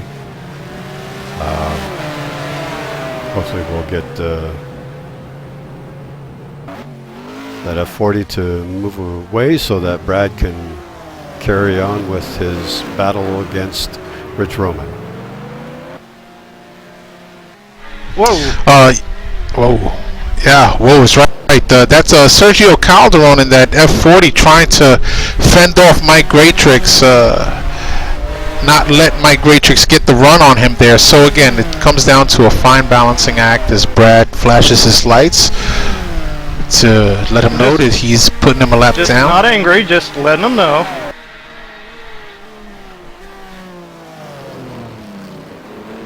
Oh, and Greatrix loses it going into the hairpin.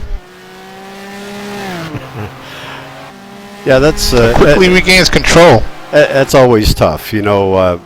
My personal thought on that is if I'm battling with somebody and we've got the leaders coming through, I'm not going to take advantage of my competitor while they're trying to be courteous and show sportsmanship and let the lead drivers through.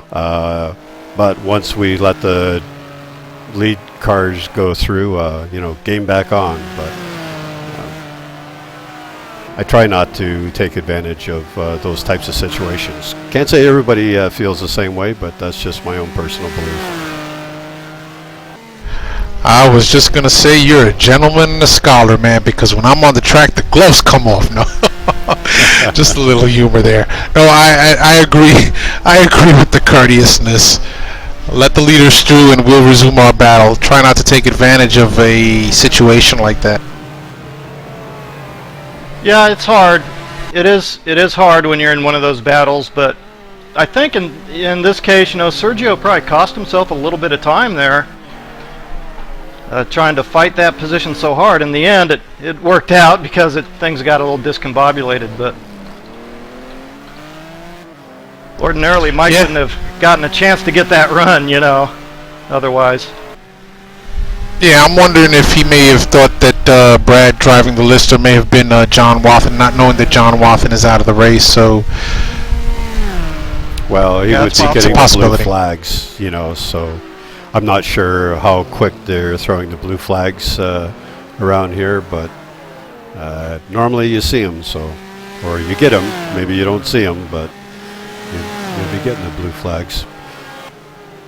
So now that the battle royale has calmed down a little bit, but the front runners will drop back a little bit and see how John Ludden and Aaron Parsons is working out. And there's still a little bit between them, so looks like Juan Monroy has moved up to challenge Al Merriman for the 6th position. And they're doing their best to not run into one another.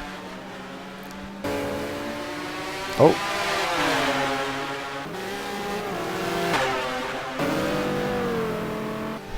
Yeah, these two are battling hard right now, Juan Monroy and Al Merriman, for that 6th position. So Al trying to close as best as he can without sacrificing too much speed every door on Juan Monroy, and it looks like Al Merriman is now going to start pulling away a little bit there. Well, we're getting down to the last third of the race, so the people aren't going to be quite so courteous to let drivers go through, perhaps. So they are going to be closing the door and making their car a little bit wider as these laps wind down. So just taking a look at our track temperature, it's 33, so yeah, we're still holding pretty much where we've been the whole race. And working lap 37.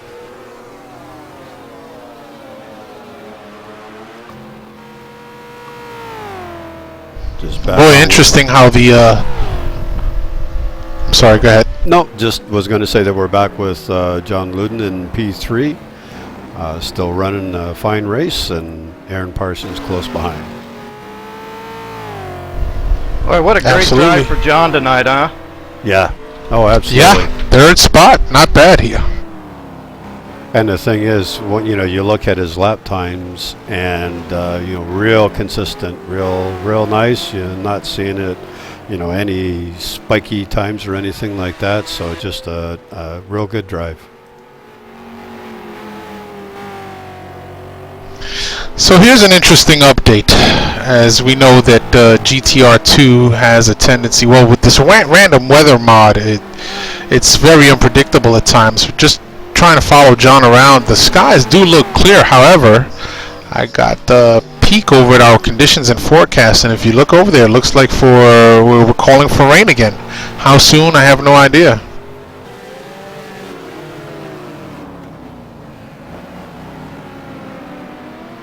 Well, that would be pretty unusual at this point to see that happen. But I guess, like you say, with our random weather mod, you never quite know what's going to happen.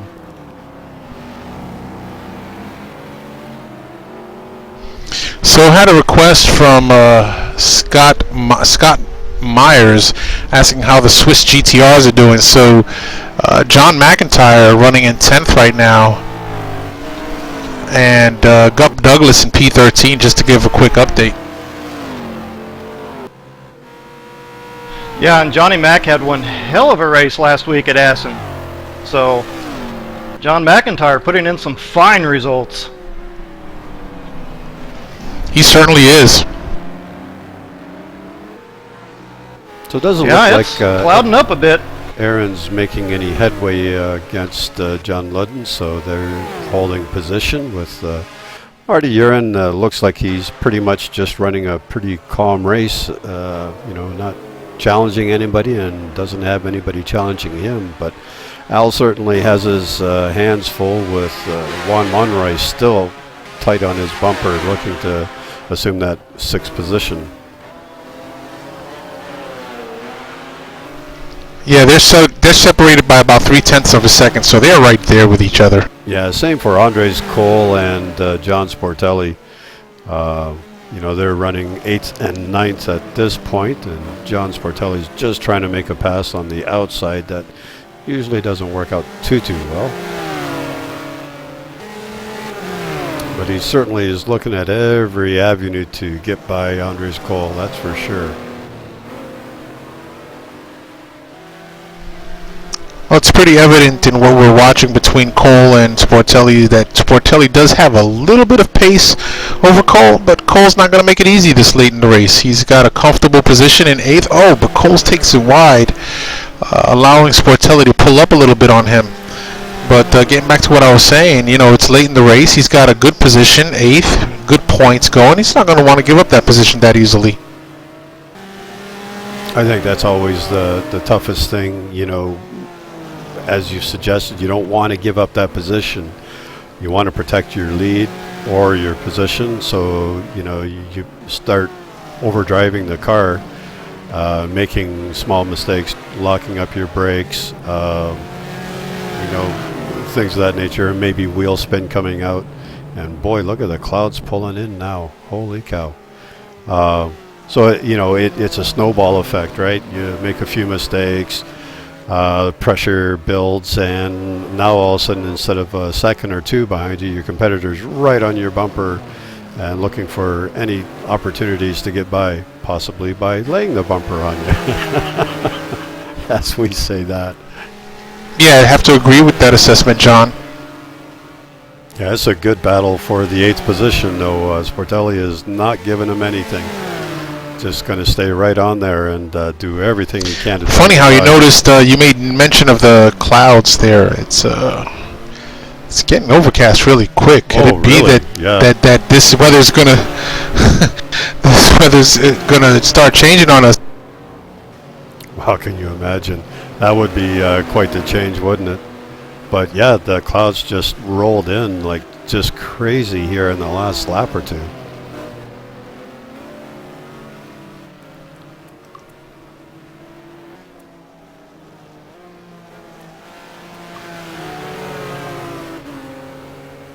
So, good tip for any of our viewers watching is to always try to stay ahead of the weather. Go ahead and get those tires loaded there on XD. You might have to use and have everything ready. Make sure you've deselected your fuel, and so just in case, you're ready to go. That's some very good advice, Brad. Oh. Oh, you experienced that too, Brad. It looks like a little lockup there.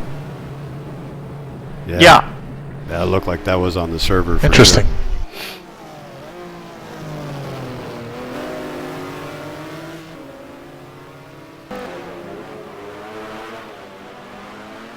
So I just pulled ahead to the Juan Monroy and Al Merriman fight, and it appears that Juan Monroy has been able to get by into that 6th position and has put a bit of a gap on Al. So it would have appeared that Juan did have a little bit of pace on Al, and it's starting to prove itself out here. Which really now it looks like he's starting to kind of move ahead a little bit and pick up on Marty Urin. So looks like Marty could have a battle after all before the end of this race.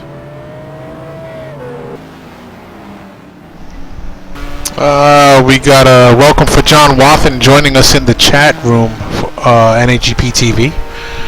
Hello, John. Hello, John. Sorry to see you're out of the race so early. Yeah, but we did do a good driver feature piece on you, so we gave you your 15 minutes of fame. Now go away and leave us alone.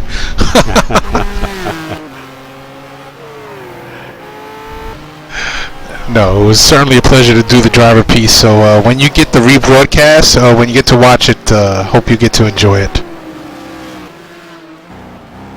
Well, you definitely deserve it, John.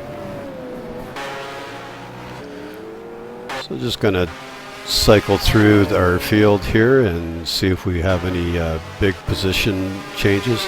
Looks like Juan Monroy is really pulling up now. He's pulling a big gap on Al and really moving up on Marty. So that won't be long before that becomes a fight for position. And fight for position, we still have Andres Cole and John Sportelli just really, really battling hard.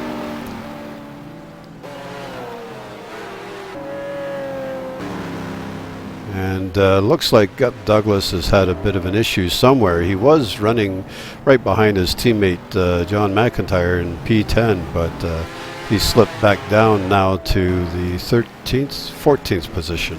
Pardon me.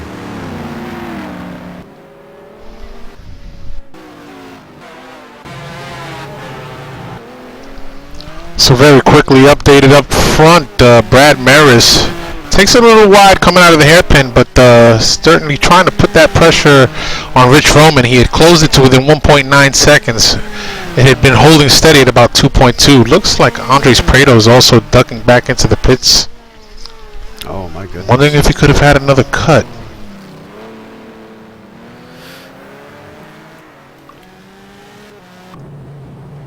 Yeah, Rich has definitely upped his pace at this stage of the stint compared to the first stint for sure.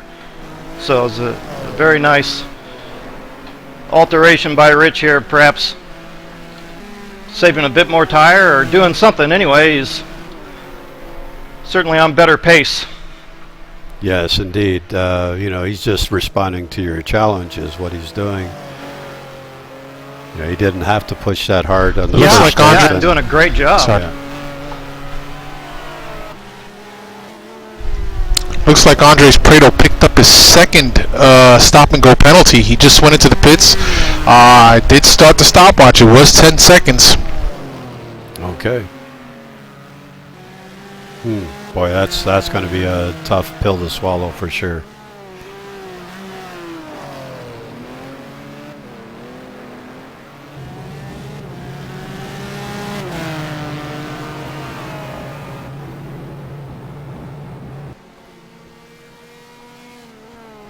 So 18 running drivers from Rich Hromin down to Dan Wilkerson.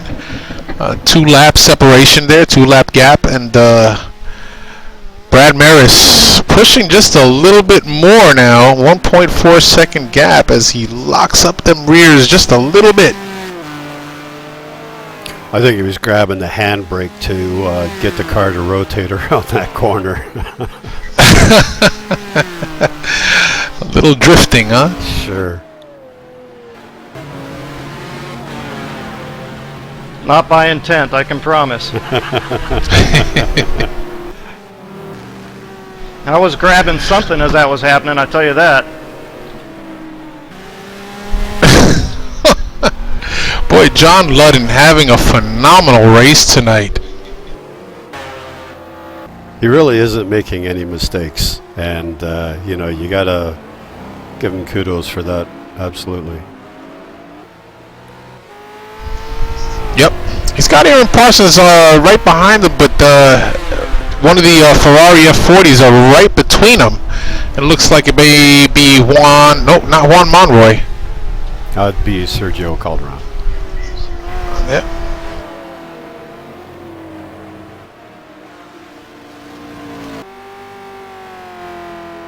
Yeah, I haven't seen Aaron, make too much progress with closing that gap.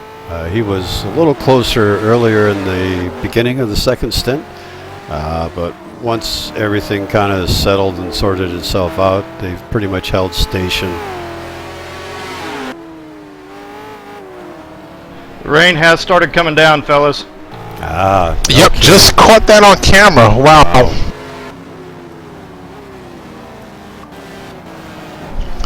Mike Graytrix holding down the 12th spot right now. Good on Mike. Well, this is going to make for an interesting finish on this race. With the hot tires, though, that shouldn't...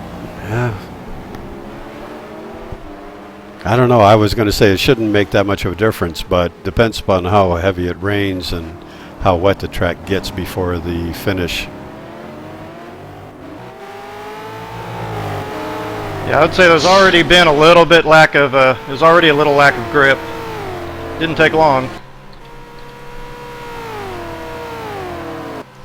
Yeah, with 6 laps left to go, it'd be interesting to see how this plays out.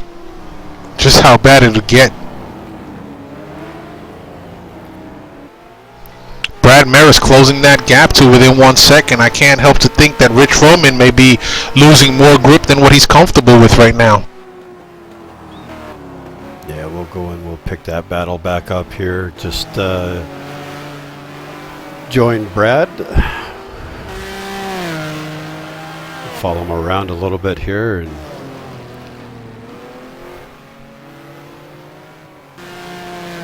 see how Rich's car is handling with the changing conditions. I tell you, Rich is pretty good everywhere except that second to last corner. He's really off through there.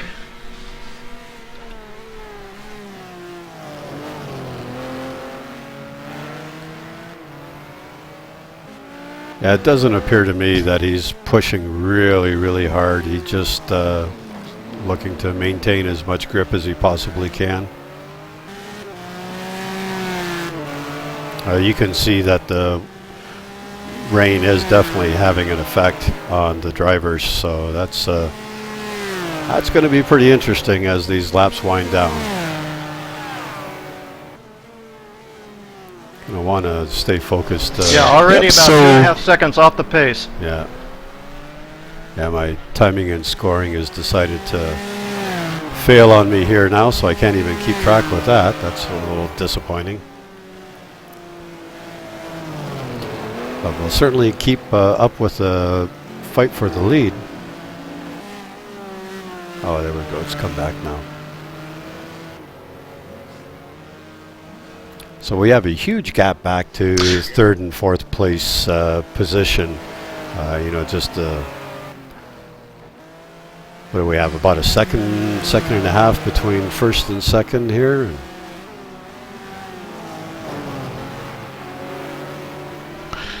Yep, that's roughly the gap between Brad and Rich right now. And just a quick update there, John. I don't think it's just you. I think there may be an issue with the server because my timing of scoring has been a little wacky tonight as well. So I just noticed, I think that Sportelli finally got by Andres Cole. Yes, he did. But Andres isn't going to let him get too far ahead. He's trying to respond back, so, perhaps Andres Cole had a bit of an issue. And they get together. Well, Andres does the right thing and lets John Sportelli resume the position, and the fight's back on. That's the way to do it. Good job, fellas. Yep, good to see that going on. Yep, it certainly is.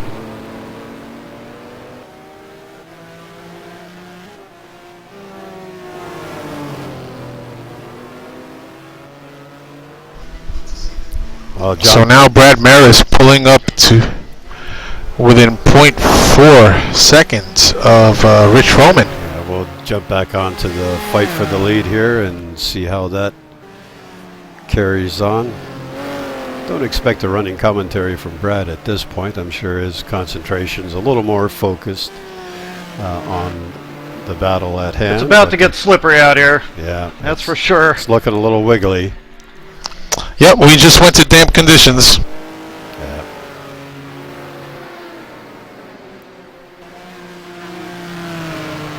Currently working lap 45 of a scheduled 49. Not sure if we're going to have time to finish on laps. But if this goes on for the remaining 4 laps, things are going to get real interesting as the track is getting very wet.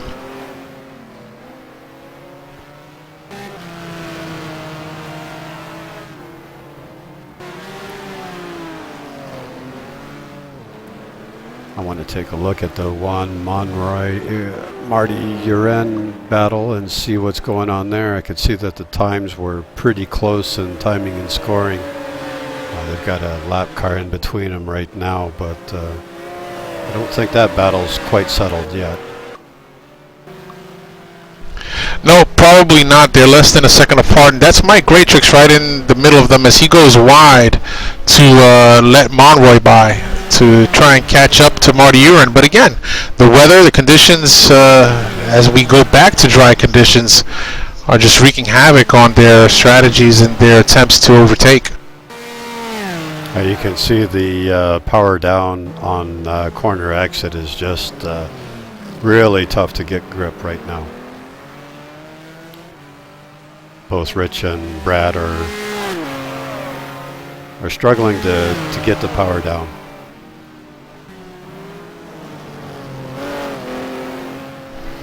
Yeah, as you see that Rich Hromin is really cranking that wheel around those sweeping bends.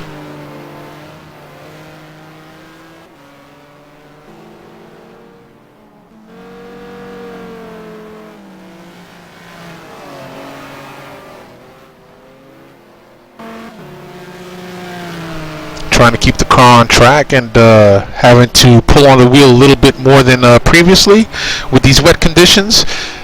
Trying to keep the car on track and not give up that first position to Brad Maris, but Brad is just chugging along in second.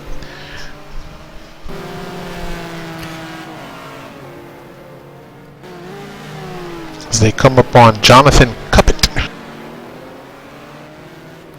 So while that battle rages, we'll do a run through the field and see where our other competitors are and what battles they may be having. Pardon me. We'll jump back to the third position, which is being held by John Ludden. Fantastic drive again, we'll say. And he's got a big gap back to Aaron Parsons, so he's not feeling pressured at this point. I'm sure he's just doing his best to maintain and drive conservatively, keep the car on the track, not make any big mistakes. Good job by John. Aaron Parsons again settled into the fourth position. Doesn't look like he's really pushing hard to try and close the gap. Probably just doing his best like everybody else to maintain with the changing conditions. Marty's in fifth position with Juan. And he's moved in now a little bit closer, so again, I don't think that battle is quite settled yet, but we'll see if Juan has anything for Marty. Maybe we'll just stay with this a little bit. It looks like he's within a second anyways, if not a little bit closer, maybe half second.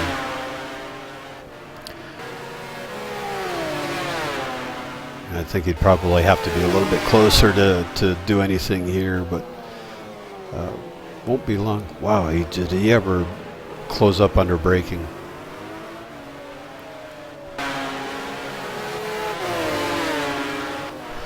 Well, yeah, wow. Closing laps here in the race. Just dropping back to Al, who's just circulating in seventh position.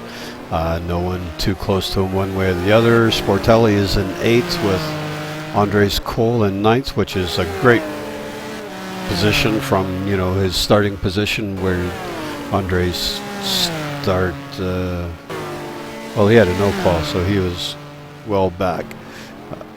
John McIntyre in 10th with Sergio Calderon in 11th position. Mike Greatrix in 12th. Gut Douglas has moved up to 13th with Andres Preto in 14th. Chuck Carter still in the points with 15th position. Good for Chuck. And Jonathan Cuppet in 16th. Paul Hall just outside of the points in 17th with Dan Wilkerson behind in 18th.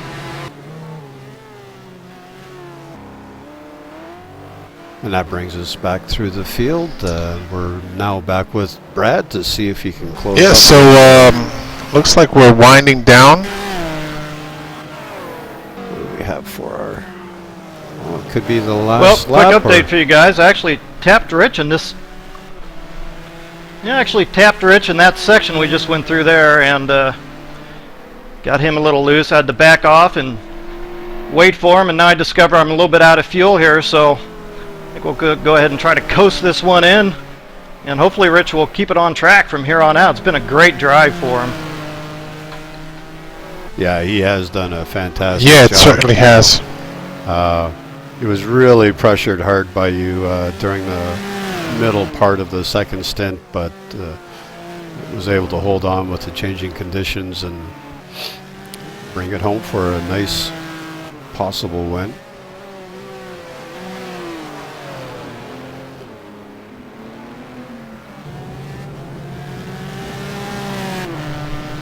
Looks like the checker flag is out, and Rich Hromin is going to take this one. Indeed, that's going to have huge implications on the championship points. with Brad Maris taking second position and John Ludden bringing it home for third. Again, a fantastic drive for John. Well done. Aaron Parsons in fourth position. Good for him. Nice top five. And look at that. Juan Monroy has been able to work his way past Marty and see if Marty's got anything for him for the last stretch here to the checkered flag, and it doesn't appear so. So Juan takes fifth and Marty has sixth. And Al brings it home for seventh position. Nice drive, Al. Juan, and what happened there? John Sportelli is in eighth. We'll just stay with him and make sure he gets home safe and sound. Coming up on the last corner with Andres Cole close behind.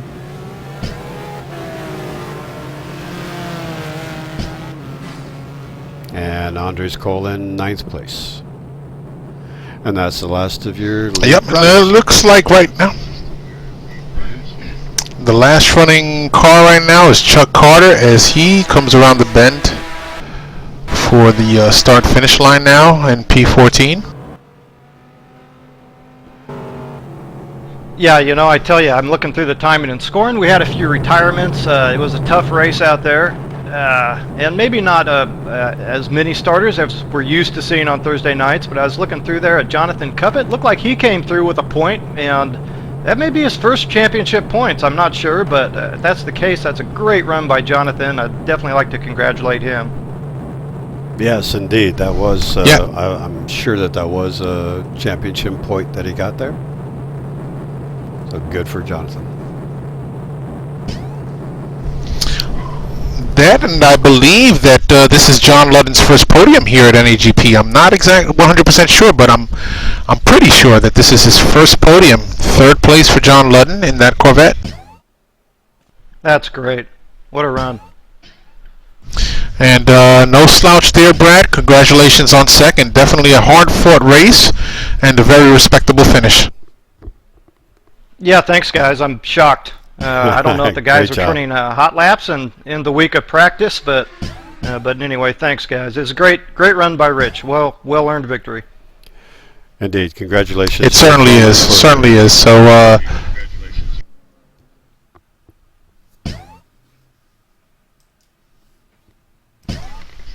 Yep, very noble victory. So. I guess that'll just about do it for us, eh, John? Indeed. So, parting thoughts, Ken? Well, having this be our first time at the Budd circuit, I have to say it was quite an interesting race. I think some of the drivers will take a lot away from this new experience for them, and hopefully be able to apply it to the remaining races for the remainder of the season. And what about you, Brad? Do you have any parting thoughts? Well, it was a good race. It was really surprising. We saw Chris Moses go out there early in the running. That was a shock. So Chris Moses, kind of two just uncharacteristic mistakes back to back. I know that Chris has been working pretty hard at his job, so that doesn't help. Of course, that Jonathan Cuppett points there. And the John Ludden run, what a great run for those. So I think the story is about some of the guys we didn't see, but maybe even more about the guys we did see up there. So good job in tough conditions. Couldn't agree more. I think that there was some standout drives. As you suggested, it was surprising to see some of the usual suspects not up at the front.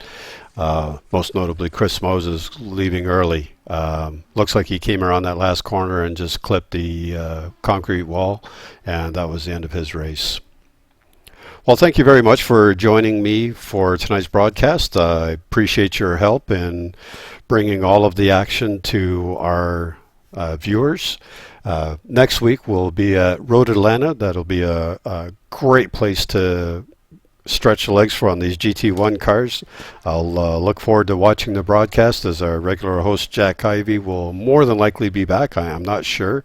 And as well Ken. So thank you very much for that as well. Yep, absolutely. And we want to give a big thanks to our viewers on NAGP TV. Thanks for joining us tonight. We hope to see you again next week. And with that, we'll close the broadcast. Good night, everybody. Good night.